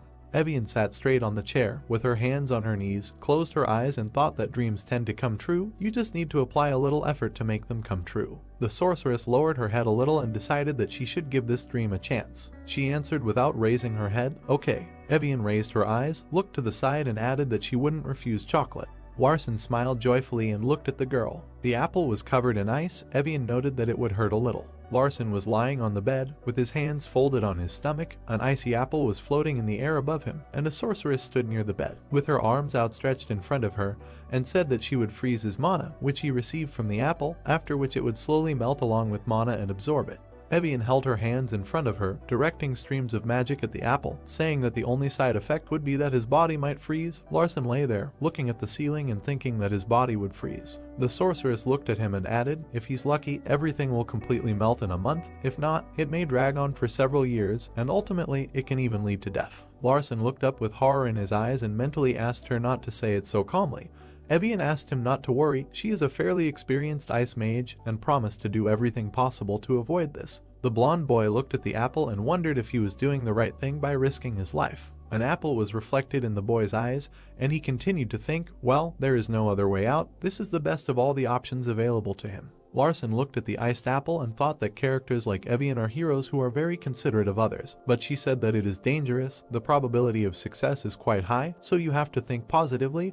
There is no investment without risk. Larson looked confidently in front of him and said to start. He was ready. Evian stood near the bed with her arms outstretched and said that she was a supreme wizard. No matter how much she used her mana, everything had its price. Larson asked again, "Its price?" She replied that yes, but that's not about that now. Evian looked down and said that since this is just a formality, 24 pieces of chocolate are enough, therefore. Persia, with blood stains on her cheek, turned around, smiled and asked, did he eat the cartier, and heard the answer that yes, but the librarian Evian helped him. The sorceress with red hair put her hand aside, using magic to hold the bloody body of a man in the air. In her other hand she had a whip. She narrowed her eyes and asked, "Evian, that ice woman?" The girl in the black cloak answered her that yes, how she understood that he had somehow touched Evian, and she decided to help him. Persia asked how, and the girl in a black mask and cloak lowered her eyes, asked for forgiveness and said that she could not get closer to the ice sorceress, so she does not know what happened next. The red-haired sorceress looked to the side with a smile and said that the younger one was a cunning one, since he managed to touch the icy Evian herself.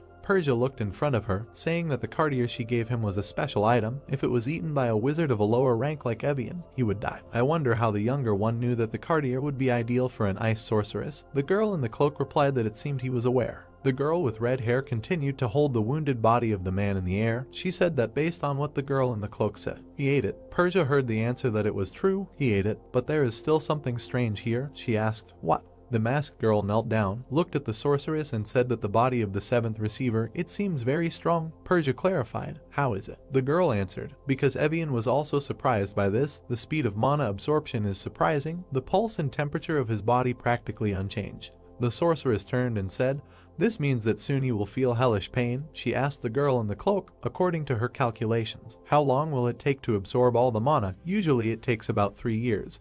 But in this situation, 1 year is enough. The girl in the mask said that she thinks that at this speed, 3 weeks will be enough. Persia looked down in disappointment and asked, is this true? The large house stood against the backdrop of the dark night sky, with no lights on in any of the windows. Larson sat up abruptly in bed, slammed his fist on his legs and shouted that it was so hard. He opened his mouth, from which steam was coming out, and thought that his body was on fire. Sweat ran down the boy's face and he looked at his bent, blue fingers. The running man's foot kicked off the ground, kicking up dust. Larson ran, and a haze of icy mana hovered around his body.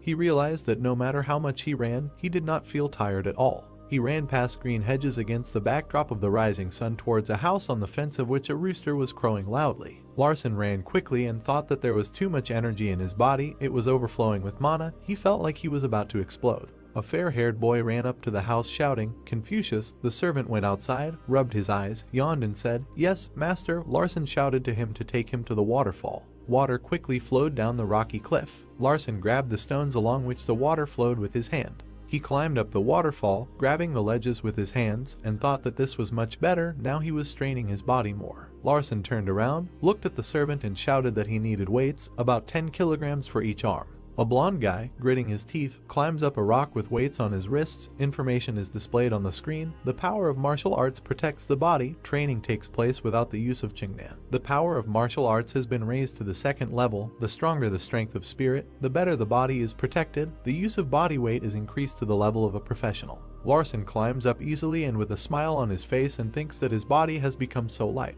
Confucius opened his eyes and mouth wide in surprise when he heard his master shouting to him that he needed to increase it to 20 kilograms. The servant stood with weights in his hands and again looked in surprise at the master, who shouted that he needed to increase it to 30 kilograms. A week later, Confucius was holding even more weights in his hands, and Larson was shouting that he would increase it to 50 kilograms. The servant closed his eyes and replied that it was wonderful that the master was so enthusiastic, but if he overdid it, the body might not withstand it. The blond guy climbed up the rock, laughing, saying that everything was fine. Even though he hadn't slept much lately, he was still full of energy. In the castle, surrounded by a stone wall, a voice was heard. It seemed that all of Cartier's mana had been absorbed. The girl in the cloak was kneeling in front of the red-haired sorceress, who was sitting at the table and reading a book. She said that it was really a monster, not a person. Persia asked, seriously? She looked at the book with a smile and listened to the answer that he climbed the slope with the waterfall every day using only his hands. Persia asked, without any magic? The masked girl answered that perhaps he used some kind of magic. Persia looked at the cover of the book and said that martial arts is a discipline that has its limitations,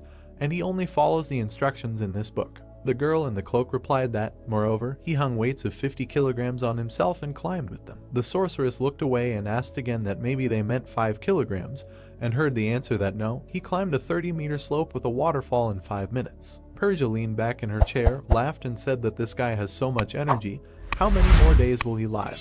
The masked girl looked at the sorceress in confusion and replied that if everything was left like this, he would die within 3 months. Persia propped her cheek with her hand and looked at the girl, who continued to say that there is too much mana in his body. Without special protection his body will simply explode. Only thanks to Mrs. Evian he is still somehow holding on. The red-haired girl narrowed her eyes and said that she was annoying. She had already fulfilled her role, and now Persia would see how strong he was. The sorceress smiled contentedly and added that if he died, the blame would fall on the one who tried to save him. That is, Evian. Larson smoothed his hair back. The blond guy raised his hand clenched into a fist, looked at her and said that a lot has changed since he took possession of the mana. His body became pumped up. There is a mug on the table into which tea is poured. At the table on the terrace there is a table at which Larson and his mother are sitting, and the maid Era is standing next to him. Soso asked her son if he had lost too much weight. The fair-haired guy replied that he was just training hard. Mom looked at her son and said that he looked really good. But still, health is much more important. Larson joyfully raised his hands and replied that she should not worry, he is healthy as an ox. Soso looked at the maid and noted that she was getting better at making tea every day. Enro looked at the woman with happy eyes and said that this was an exaggeration, and she was becoming more and more beautiful every day. Larson looked at the maid and thought that Enro was especially warm towards his mother. Anyway, that was good. The guy looked at his mother and noted that her blue dots had almost disappeared and everything was beginning to heal. The castle stands against the backdrop of the starry night sky. Only one window has a light on. Larson lies on the bed with his hands under his head and thinks that today is December 20th of the year 218 according to the Jyfian calendar. Soon the 24th of December, information appeared on the screen. Chengnan is activated. The basic technique of using mana is being used. The fair-haired guy thought that the 24th of December was Christmas Eve. This suggests that it will be the evening of the birth of a star. He imagined how many people gathered at a huge rock on which stood a man with a staff in his hand, from which light was coming out. The star means Emperor Jythian. It was he who united all heterogeneous and purebred people and founded the first human empire. In other words, the 24th of December is Jythian's birthday. Larson lay there, looking in front of him and thinking that it didn't matter whether he was an emperor or someone else, there was something that was really important. Larson imagined the silhouette of a girl on fire and thought that how did it happen that on the 24th of December Lydia approached their western gate? She was fire, the Nemesis family, the Red Killer, the one-armed magician. The girl stands on one knee with her head bowed near the gate in front of the red-haired sorceress, and fire is visible around her. Lydia on December 24, 218 was expelled after all the torment and came to the western gate of the Mighton family. Persia looked at her with a smile and thought that this was not a bad sacrifice. He did not specify how or what happened, but Lydia herself said that she was kidnapped by the third heiress. Now he understands why the fiery girl became like this. After what happened, Lydia hated their family and decided to take revenge. She and the guy with the sword attacked the castle. The girl jumped. Fire was coming from her hand. There was smoke and fire burning all around. Lydia is a character with special abilities. She controls the fire of the clan. She entered into a contract with the Fire Clan and wandered the world with them. Larson lies on the bed and remembers that after the clan was destroyed by wars, Lydia received the Holy Grail of Fire. The blonde guy heard something, opened his eyes in surprise and realized that someone was hiding here. A man dressed all in black is standing near the wall. General information about him says that he is the shadow of the third heiress. Larson looked up carefully and wondered since when had he been here, wouldn't it be better to pretend that he didn't notice anyone? If he turned off the use of Chengnan, he would really stop noticing. Information appeared on the screen that a simple method of using mana was activated. It was not possible to turn off the effect of Chengnan. It will turn off on its own when his mana runs out. The guy frowned in displeasure. Larson decided that he would just pretend to be asleep and everything would be fine. He closed his eyes and began to snore. A shadow in a black mask peeked around the corner and thought, what the hell, does he also use his mana in his sleep? She looked at the sleeping guy and thought that since this technique is very dangerous, you can die from mild shock or mental disorder. He sleeps using mana. The shadow looked thoughtfully to the side and thought that this was extreme recklessness, and what should she do? Shadow remembered watching the boy sitting at the table reading a book, and thought that this bastard decided that all he could do was learn basic techniques from books in the library, and after that he would be able to become one of the strongest. But in his sleep, his mana remained stable. Shadow remembered a book in which she read the introduction and saw nothing there about the methods of properly using mana. Shadow remembered how in the morning she watched the guy admiring his transformation, and thought that with the help of Evian he managed to take possession of the Cartier and melt the mana in his body. And even outwardly there were quite visible changes. Now he has a lot of mana in his body. The masked shadow looked at the sleeping blonde boy again and thought that the real problem at the moment was that he was completely in perfect condition. She looked at the mana that surrounded his body and thought that no, most likely the mana would stabilize more and more over time. He had not yet created the second circle, in fact, like a new technique for strengthening the body. The shadow decided that all this was too strange. Tomorrow it would make a detailed report, and disappeared. Larson lies with his eyes closed and pretends that he is sleeping. The guy opened his eyes and thought, has he left? Against the backdrop of the starry night sky stands a decorated Christmas tree with a large golden star at the top. The tree stands in the courtyard of the castle. Garlands are glowing on it and large balls are burning. People began to gather near the Christmas tree. Era and Confucius are standing near the tree. Larson approached them, greeted them and told them to follow him. The maid also greeted him in return. Era and Confucius follow the guy. The servant asked the master, where are they going? Larson replied that they were going to the western gate, and Confucius made a surprised face and asked, has some kind of letter arrived? Above the gate could be seen the coat of arms of the family, and on both sides of them stood statues of winged lions. There are 4 such gates in total, the farthest of them being the western one. Larson, Era, and Confucius stopped and looked attentively at the front. The blonde guy thought, today. He remembered how Lydia attacked their castle and thought that the Red Killer must come here. Larson furrowed his eyebrows and realized that Lydia was already here. Lydia turned her head and looked to the side in surprise. The girl was sitting leaning against the wall. A weak fire was visible around her. The man turned around and shouted that there was a killer here. Lydia jumped to her feet, put one hand forward, and the fire was already burning in the other hand. She thought that she would kill them all. Was it really an ambush? The voice of a servant was heard throughout the city at night, asking, has he received a letter? Larson, Era, and Confucius walked along the street along the houses. The servant asked the master he would not accidentally enter the chambers of the 6th successor. He had prepared a lot of paralyzing poison. Confucius lowered his head sadly after hearing the answer, no. Larson looked away and asked what the servant said. Confucius answered in confusion that he had not said anything. Near the gate, 2 men fought with a girl. One of them received a fiery blow and flew to the side. The second man put out his hand with a magic shield in front of him and shouted to her to stop. Lydia shouted in response that she would kill them. General data appeared on the screen. Name Lydia, fire attribute, personality, one-armed magician, revenge, hope for a better life. The heroes came closer and saw the battle. Larson thought that it was her. It was noticeable that she was furious. We need to calm her down. Confucius looked at what was happening in fear and asked, who is this girl? Larson thought that she did not have any antidote with her, called a servant and ordered him to spray the paralyzing poison. Larson looked at the angry girl and said that the target was that girl, and ordered her to be paralyzed right now. Confucius swung his hand and threw poison with the words, paralyzing poisonous fire. A bag of poison flies over the girl's head, and Lydia runs towards her opponents and shouts that she will burn them all. The bag of poison exploded and dust began to fall to the ground. Lydia inhaled the poison, screamed and froze. The girl fell to the ground like a stone. Larson thought that now he had to act quickly and rushed to run towards her. A hand fell on the blonde boy's shoulder and stopped him. Larson turned around sharply. The magician was looking at him, pointing his finger at him and shouting, who is he? Larson looked at him and replied that he had just left here. Did he want to resist? The heir looked at the man and said that this is a foreign wizard who needs to be taken away. She is too talented. Larson looked at the girl lying motionless and thought that it would be more correct to say that Lydia was an incredibly powerful magician. The magician looked at the guy in surprise and asked who. Larson confidently replied that he would take her. The magician shouted that this was impossible and asked the guy to tell him his name. Confucius cleared his throat. The servant took a step forward, extended his hand and officially announced that this is a magician from the Mighton family, who inherited the blood of the Mighton family, a great man who walks the path of magic to the light of their world. The man looked at the servant in disbelief. Confucius lowered his head and added that there was no one better than their master, and Larson irritably thought for him to stop speaking already. The servant looked at the master and added that he, Larson Mython, the 7th successor, now it is clear who he is. The magician opened his mouth in confusion. The man looked at the guys and shouted, what nonsense. The magician looked to the side and shouted again that they had at least seen the 7th successor themselves. Mr. Larson is not as handsome as this one. The servant covered his mouth with his hand in horror, and Larson looked at the magician, folded his hands on his chest and thought that this was a compliment or insult.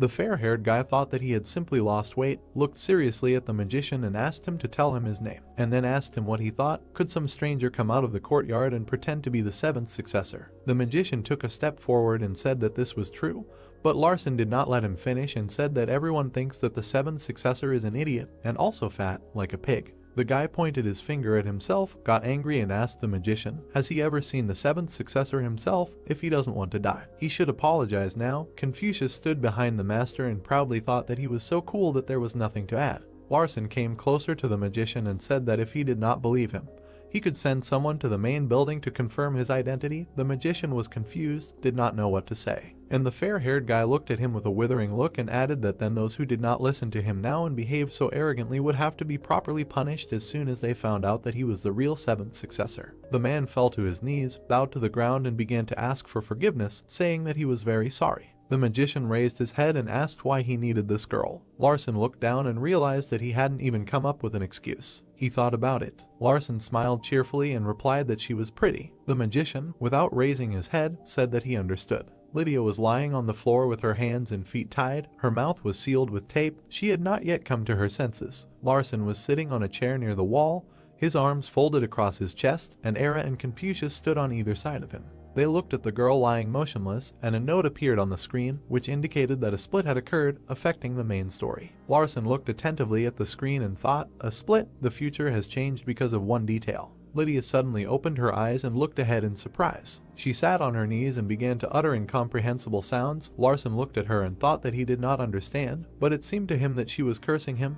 Now he needed to do everything as quickly and simply as possible. Larson looked at the girl with a kind look and said, "Hello, she needs help to save her father. He is ready to help her." Lydia looked at him in surprise. Larson leaned forward a little and continued to say that his mother was also sick. He knows why she came here. If you look closely, she has a sun drawn on her left chest, and then she uses the fire of the Fire Clan, right? Confucius looked at the master in surprise and wondered how he knew such details, and Larson calmly continued that Helan was the southern province facing the Dragon Mountains. He had heard that a plague was currently raging there. Enro looked at the guy in surprise. Larson said that he knew how to cure the plague. Lydia again uttered incomprehensible sounds in response. The seventh successor looked at the girl who was trying to say something and said that she also thought that the Mighton family had medicine, and that's why she came here. He added that if she understood him completely, let her nod her head twice. Lydia nodded. Larson asked to remove the tape from the girl's mouth. Eric complied with his request and sharply tore off the tape, causing pain to the girl. The blonde guy asked if she had calmed down a little. Lydia looked at him trustingly and asked that he was really going to help her. Larson thought that he seemed to be speaking a foreign language, and then he said that he would help. The girl responded by asking why he needed this. The guy replied that does it really matter now? Lydia lowered her head and said that she was told that such high-ranking people simply don't help ordinary people. Larson asked who said that. She admitted that it was her father. Larson asked why she came here then. Wasn't it to ask for help? Lydia replied that she tried to do it, but not for nothing. Larson looked at her in surprise and realized what the Holy Grail of Fire meant. The guy introduced the main character, named Casson, in armor and next to him a fire bowl, and said that he would help her father. Lydia looked at him with big eyes full of joy and asked if it was true. Larson added that it would cost a lot of money. Lydia lowered her sad gaze and said that she had no money now. The guy replied that she would pay later. She asked how much he needed. Larson got a little angry and said that he would answer as soon as he was cured. The girl in response asked to cure her father. The guy clarified that she would definitely pay him. Lydia looked at him with eyes full of tears and replied that she would give any amount. The guy asked if she was lying. She said that she would give whatever he wanted. The blonde guy thought it was great and called the servant, who immediately turned to the master. Larson looked at the servant seriously and told him to take a 10-year-old plant, crush it and sprinkle it in the western region.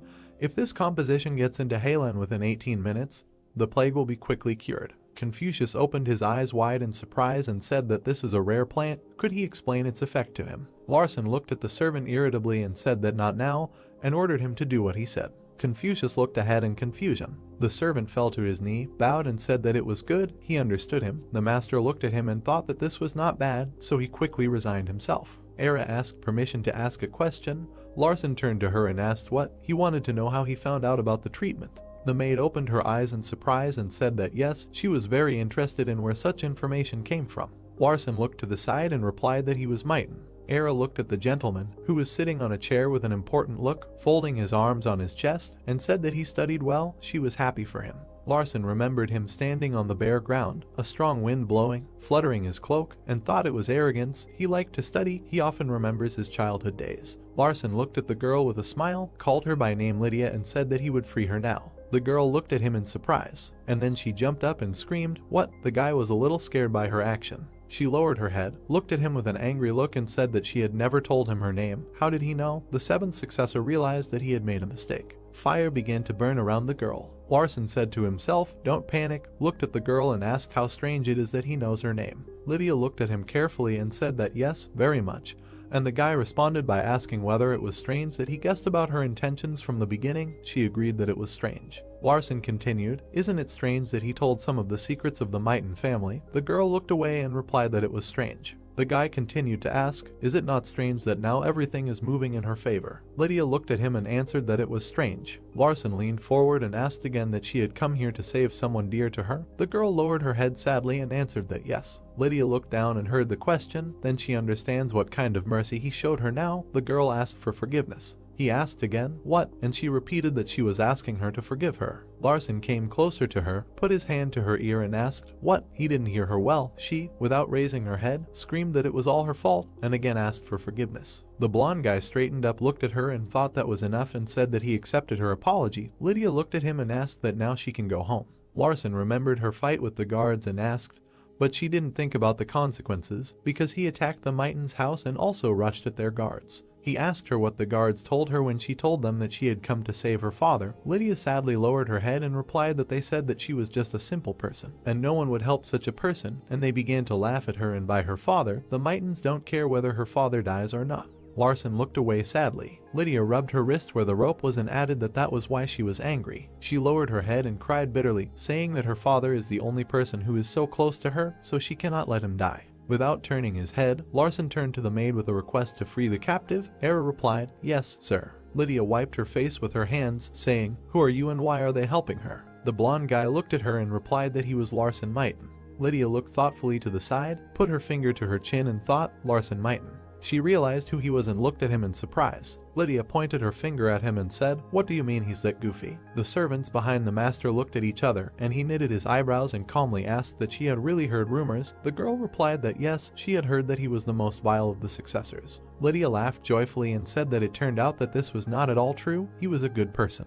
A screen appeared above the girl's head with a note that your actions changed the course of the original story. Larson thought that the course of events had been changed. The guy looked at the girl and thought that the red killer, the one-armed magician, was it right to win the girl over to their side? Larson looked at the happy face of the captive and decided that he would leave it like that for now. A castle with a blue roof stood under the starry night sky, and footsteps could be heard in the building. Confucius walked into the room with a backpack on his shoulders and said that he had collected enough 10-year-old plants. He was going to Halen right now. Larson stood in his pajamas and asked the servant how long it would take to get there. Confucius replied that about 3 days. The servant got down on one knee and asked permission to ask one question. Why is the master helping this girl? Larson lowered his eyes and replied that it was simple. Because this is a disease that can be cured, it would be unfair if he just left everything like that. The gentleman raised his eyes a little and added that, moreover, there is a chance to find strong allies later, and therefore, helping them will not be difficult. Confucius, kneeling, bowed and said that he understood him and thanked him for his answer. Larson asked him to stop his speech. The servant closed his eyes and thought, what does it mean that the master decided not to be indifferent to problems and meet the weak, helping them? This is the path that master wizards should follow. Confucius realized that he had indeed met his light, raised his head, looked at the master and said that then he went. Larson turned away and thought that in fact, the biggest reason he wanted the holy grail of fire was because it had the power to save him.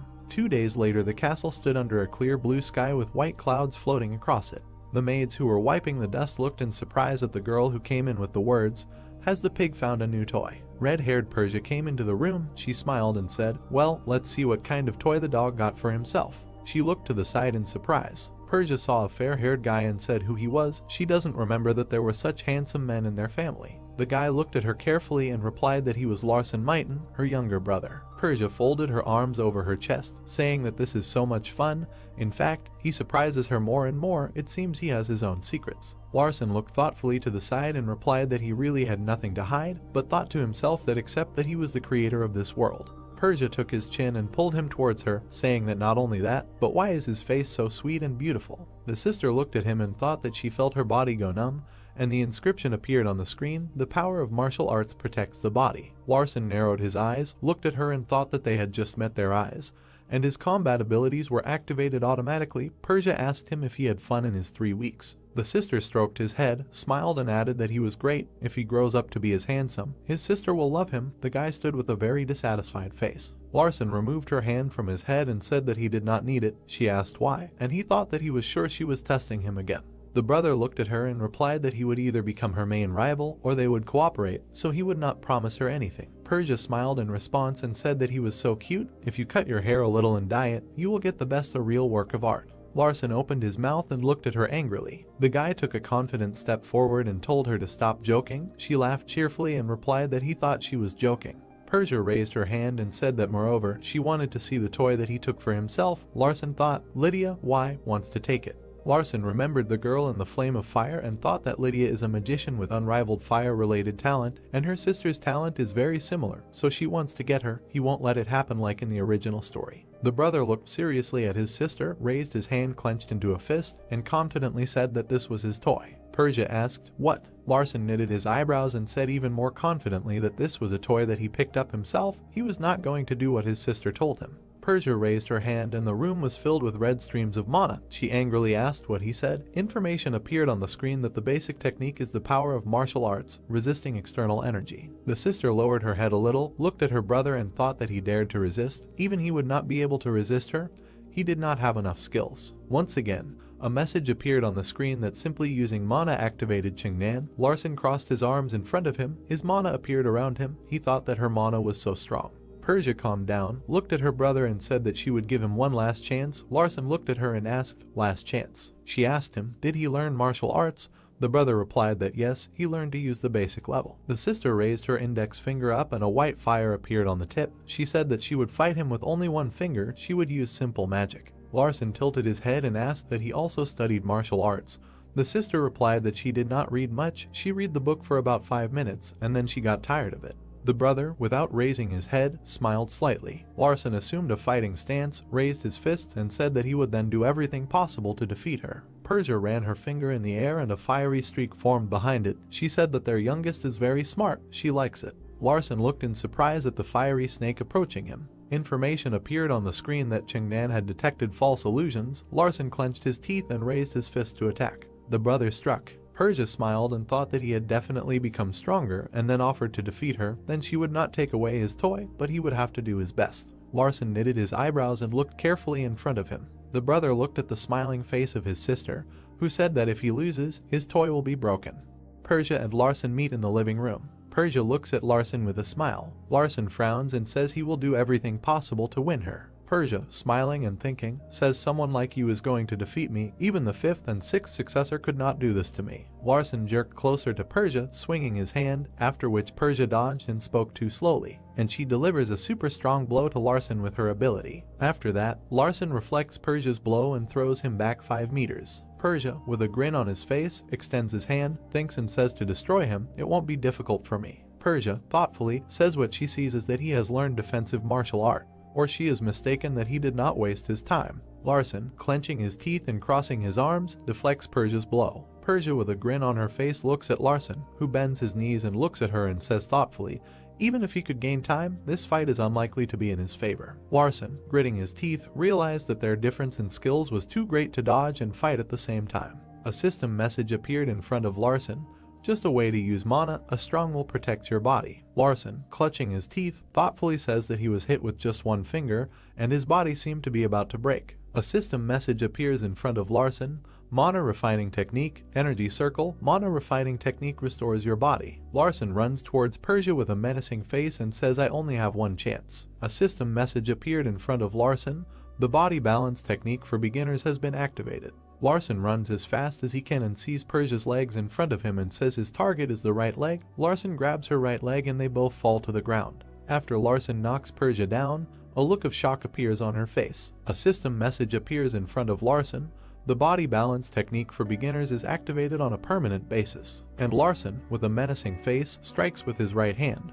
But then the realization comes to his head that it is his sister. After that he screams that all his bones in his hand are broken. Larson extends his bloody hand to Persia's face and says, "Sister, it looks like she uses protective magic." Gritting his teeth, Persia says yes. Persia says with joy on her face that she thought that I wouldn't notice anything. Larson, thoughtfully, says yes, because this was his only chance to get to her. Persia, thinking about how rudely you presented your fist to my face, don't feel sorry for yourself. Larson, with sweat on his face, says isn't martial arts what it is? Persia, sitting on the floor and with her mouth wide open and her eyes closed, says that's why she hates martial arts. It's ugly. Larson looks at his sister who is sitting in front of him and says, although he is not worthy, she lost to him. Persia looks at Larson with an angry face.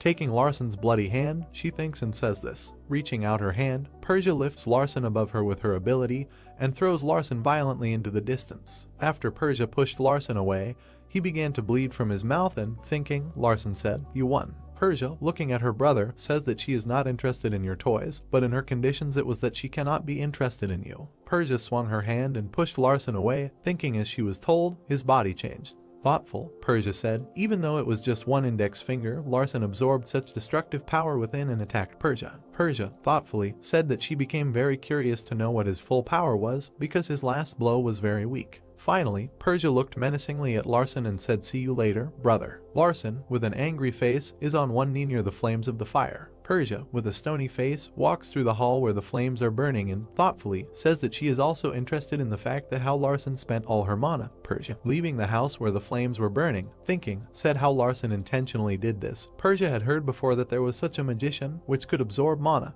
but still it seemed different to her. So Larson is hiding something from her. Larson was also able to heal himself, and if he can use the ability correctly, he can become one of the strongest. Persia in a black cloak and mask is followed by the shadow of the third heiress, who asks you were at the seventh receiver, thinking, he said so funny. Shadow said in surprise, it seems you had a good time. The sister, gritting her teeth, says, but if Larson can make the slightest mistake, his body will break. Larson stretches out his hand and sees blood on the floor. A system message appeared in front of Larson, extreme measures have been taken. Self-healing technique activated. Larson, with sweat on his face, holds his heart and, thoughtfully, says again this strong burning pain, it happens all the time when Persia comes. A system message appeared in front of Larson, the action of self-healing has begun. Larson stretches out his hand, where all the blood was, and sees that all the blood has disappeared on his hand. A system message appeared in front of Larson, the self-healing technique requires a large amount of mana. Larson was sitting on the floor, there was a pool of blood next to him, he was breathing heavily. A system message appeared in front of him that after using mana it collects additional energy. Larson sees on the tablet that the restoration of the body has been completed,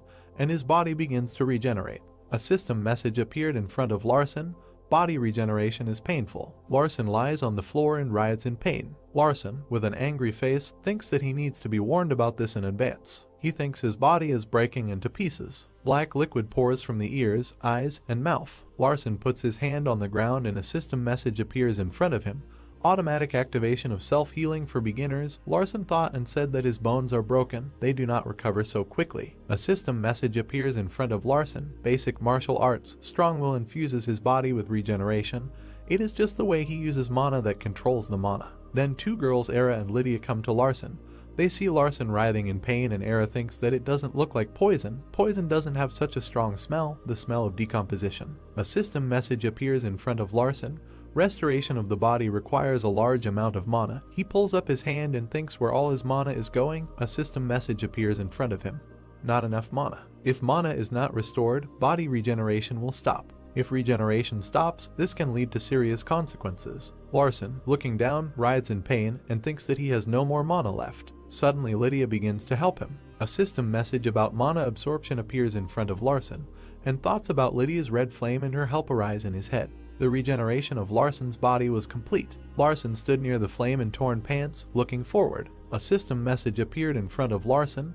The basic attribute sacred body stored inside has been activated. Larson, looking at his hand, thinks to preserve the body. This is the best muscle that he came up with and with which Larson was born. Larson, looking to the right, thinks that the Sanjiang attribute has been upgraded to the last attribute of the Emperor in harmony with the attribute of the Divine Sword. This is Larson's base body since Qingnan.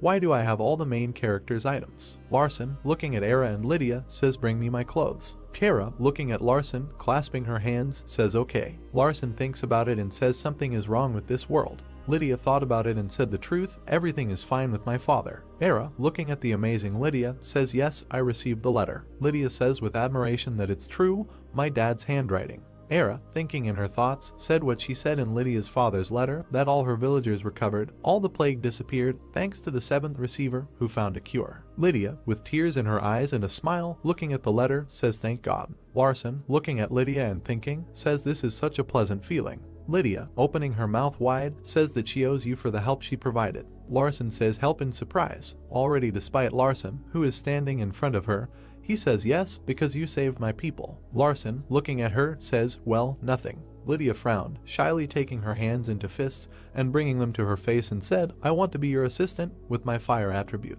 Lydia, looking at Larson in armor and thinking, says that they announced a fire contract. Larson, thoughtfully, says that he also entered into a contract with Lydia. A system message appeared in front of Larson.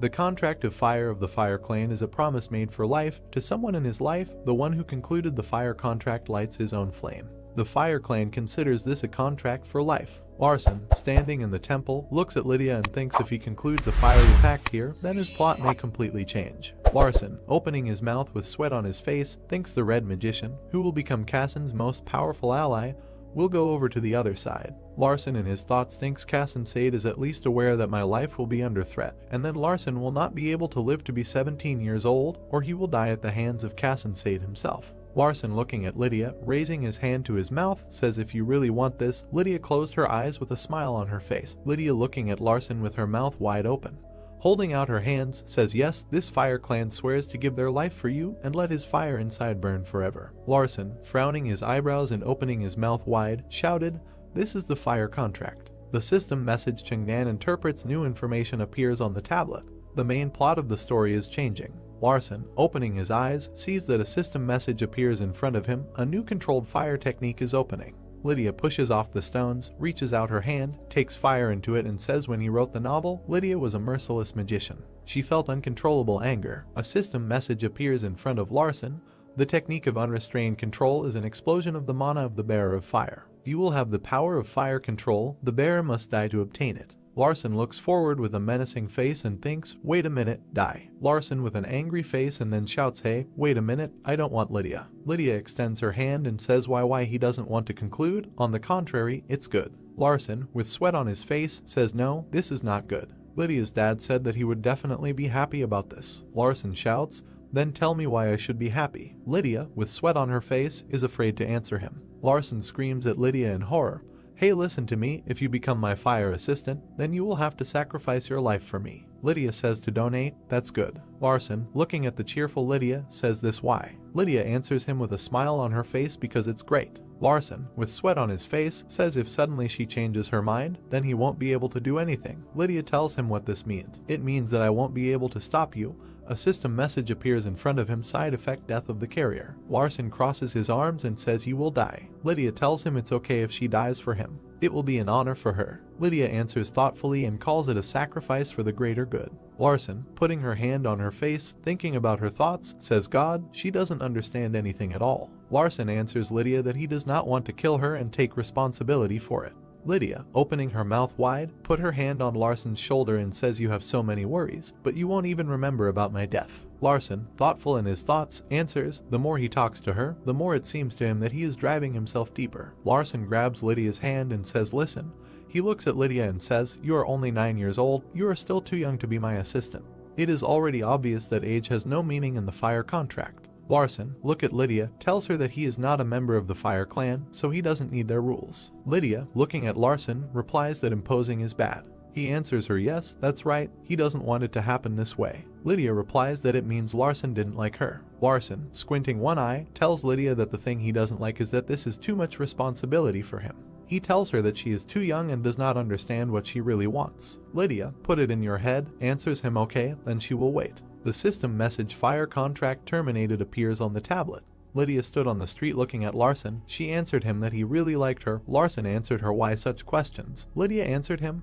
Her dad told her that he was a good person. Lydia thinks in her thoughts that the fire contract is sacred, but the bearers of this contract must be careful. Lydia, with joy on her face, takes her hands to her face and says sign the contract. She agrees to all the conditions of her life, but if someone refuses such a contract, her dad told her that he is a good person. Lydia, opening her mouth, answered him and said that a person like him is very reliable. Lydia looks at Larson with an angry face and screams. She promised herself that she would definitely become an assistant.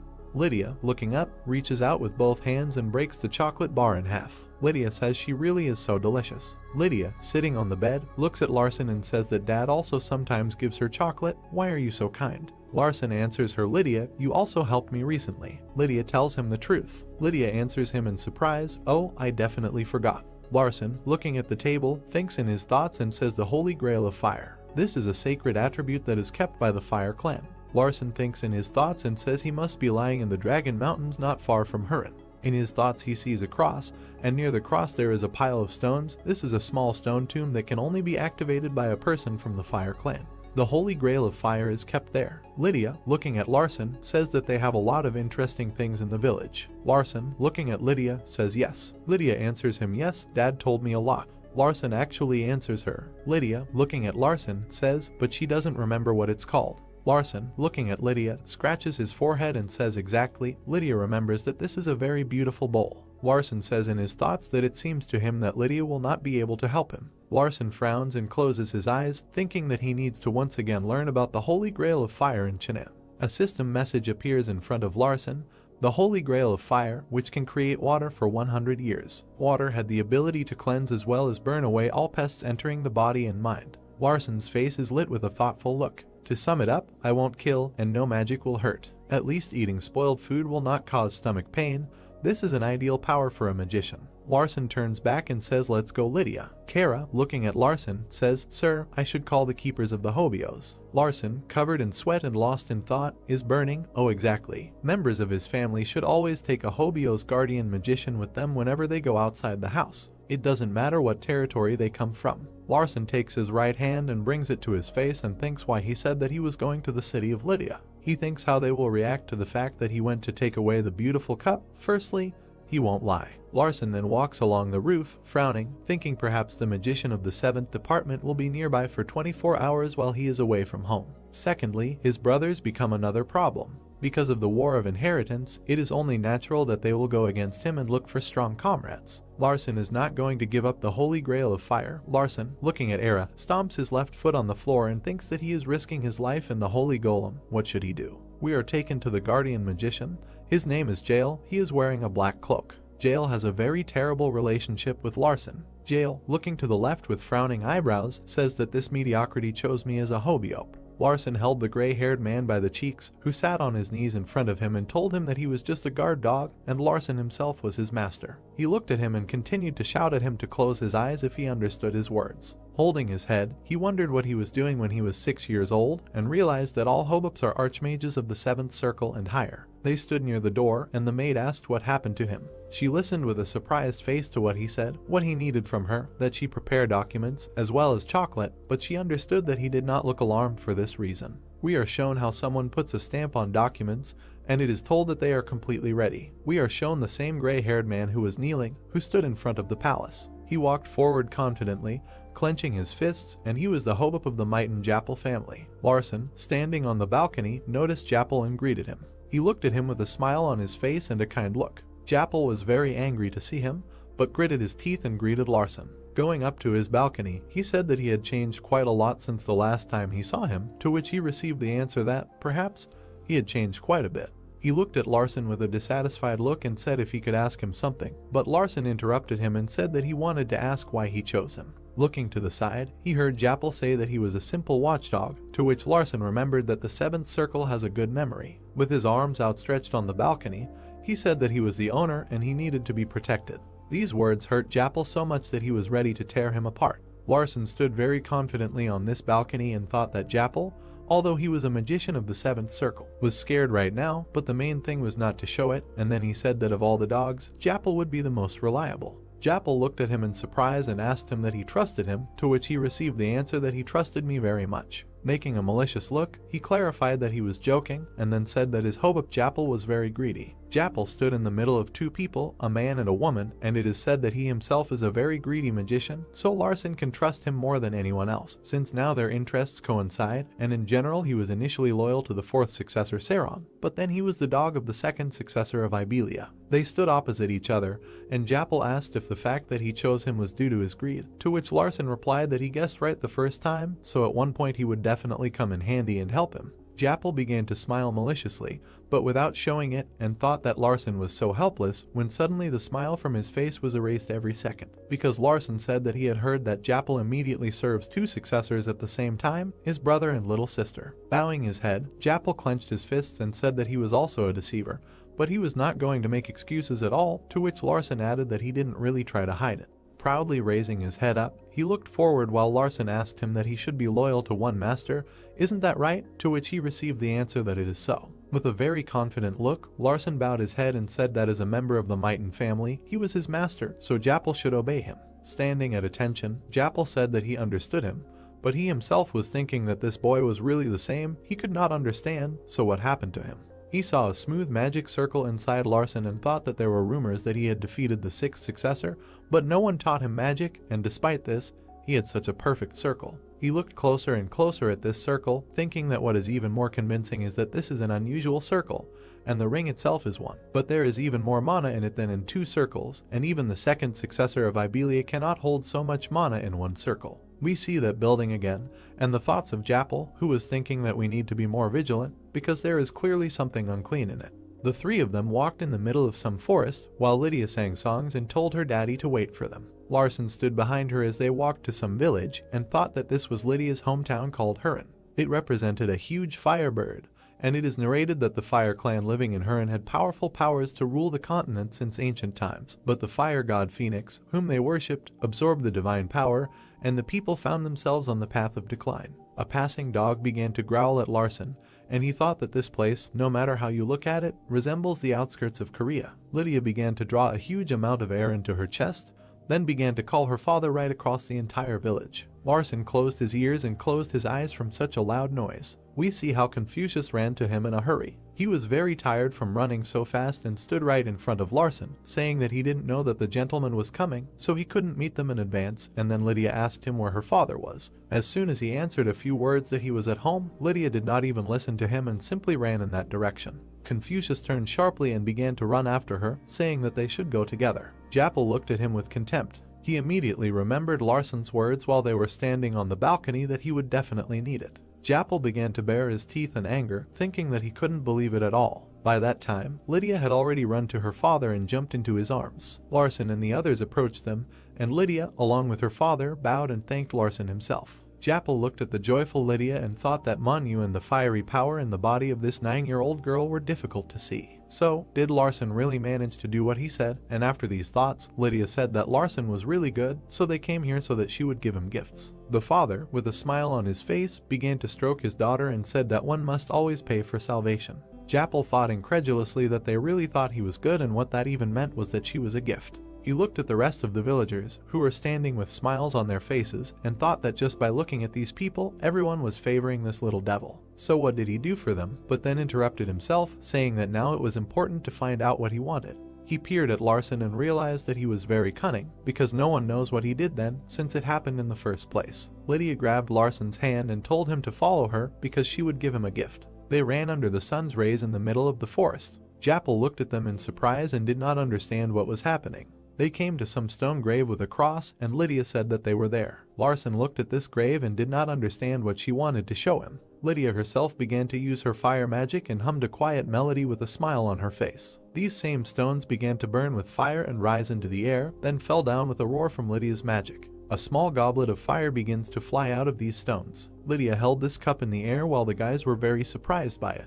Jappel looked at this flaming cup and did not understand what was happening, what kind of golden cup it was that contained the energy of fire. Standing with their mouths open, they both looked at this cup, and Jappel thought that in the documents he really meant that he wanted to get it, and he also noticed that such a strange flow of mana was coming from this cup. Larson looked forward in surprise at this bowl and guessed that this was the fire bowl that he needed. Suddenly he noticed that a notice appeared in front of him, in which it was written that he had revealed one secret of this world, so that a change in the plot provided him with a new life. There was also a notice that said that flame fire can only be used by those who have made a pact with the Fire Clan, and if a pact is not made, then the person will suffer and eventually die. He continued to look at this inscription and reflect on it over and over again.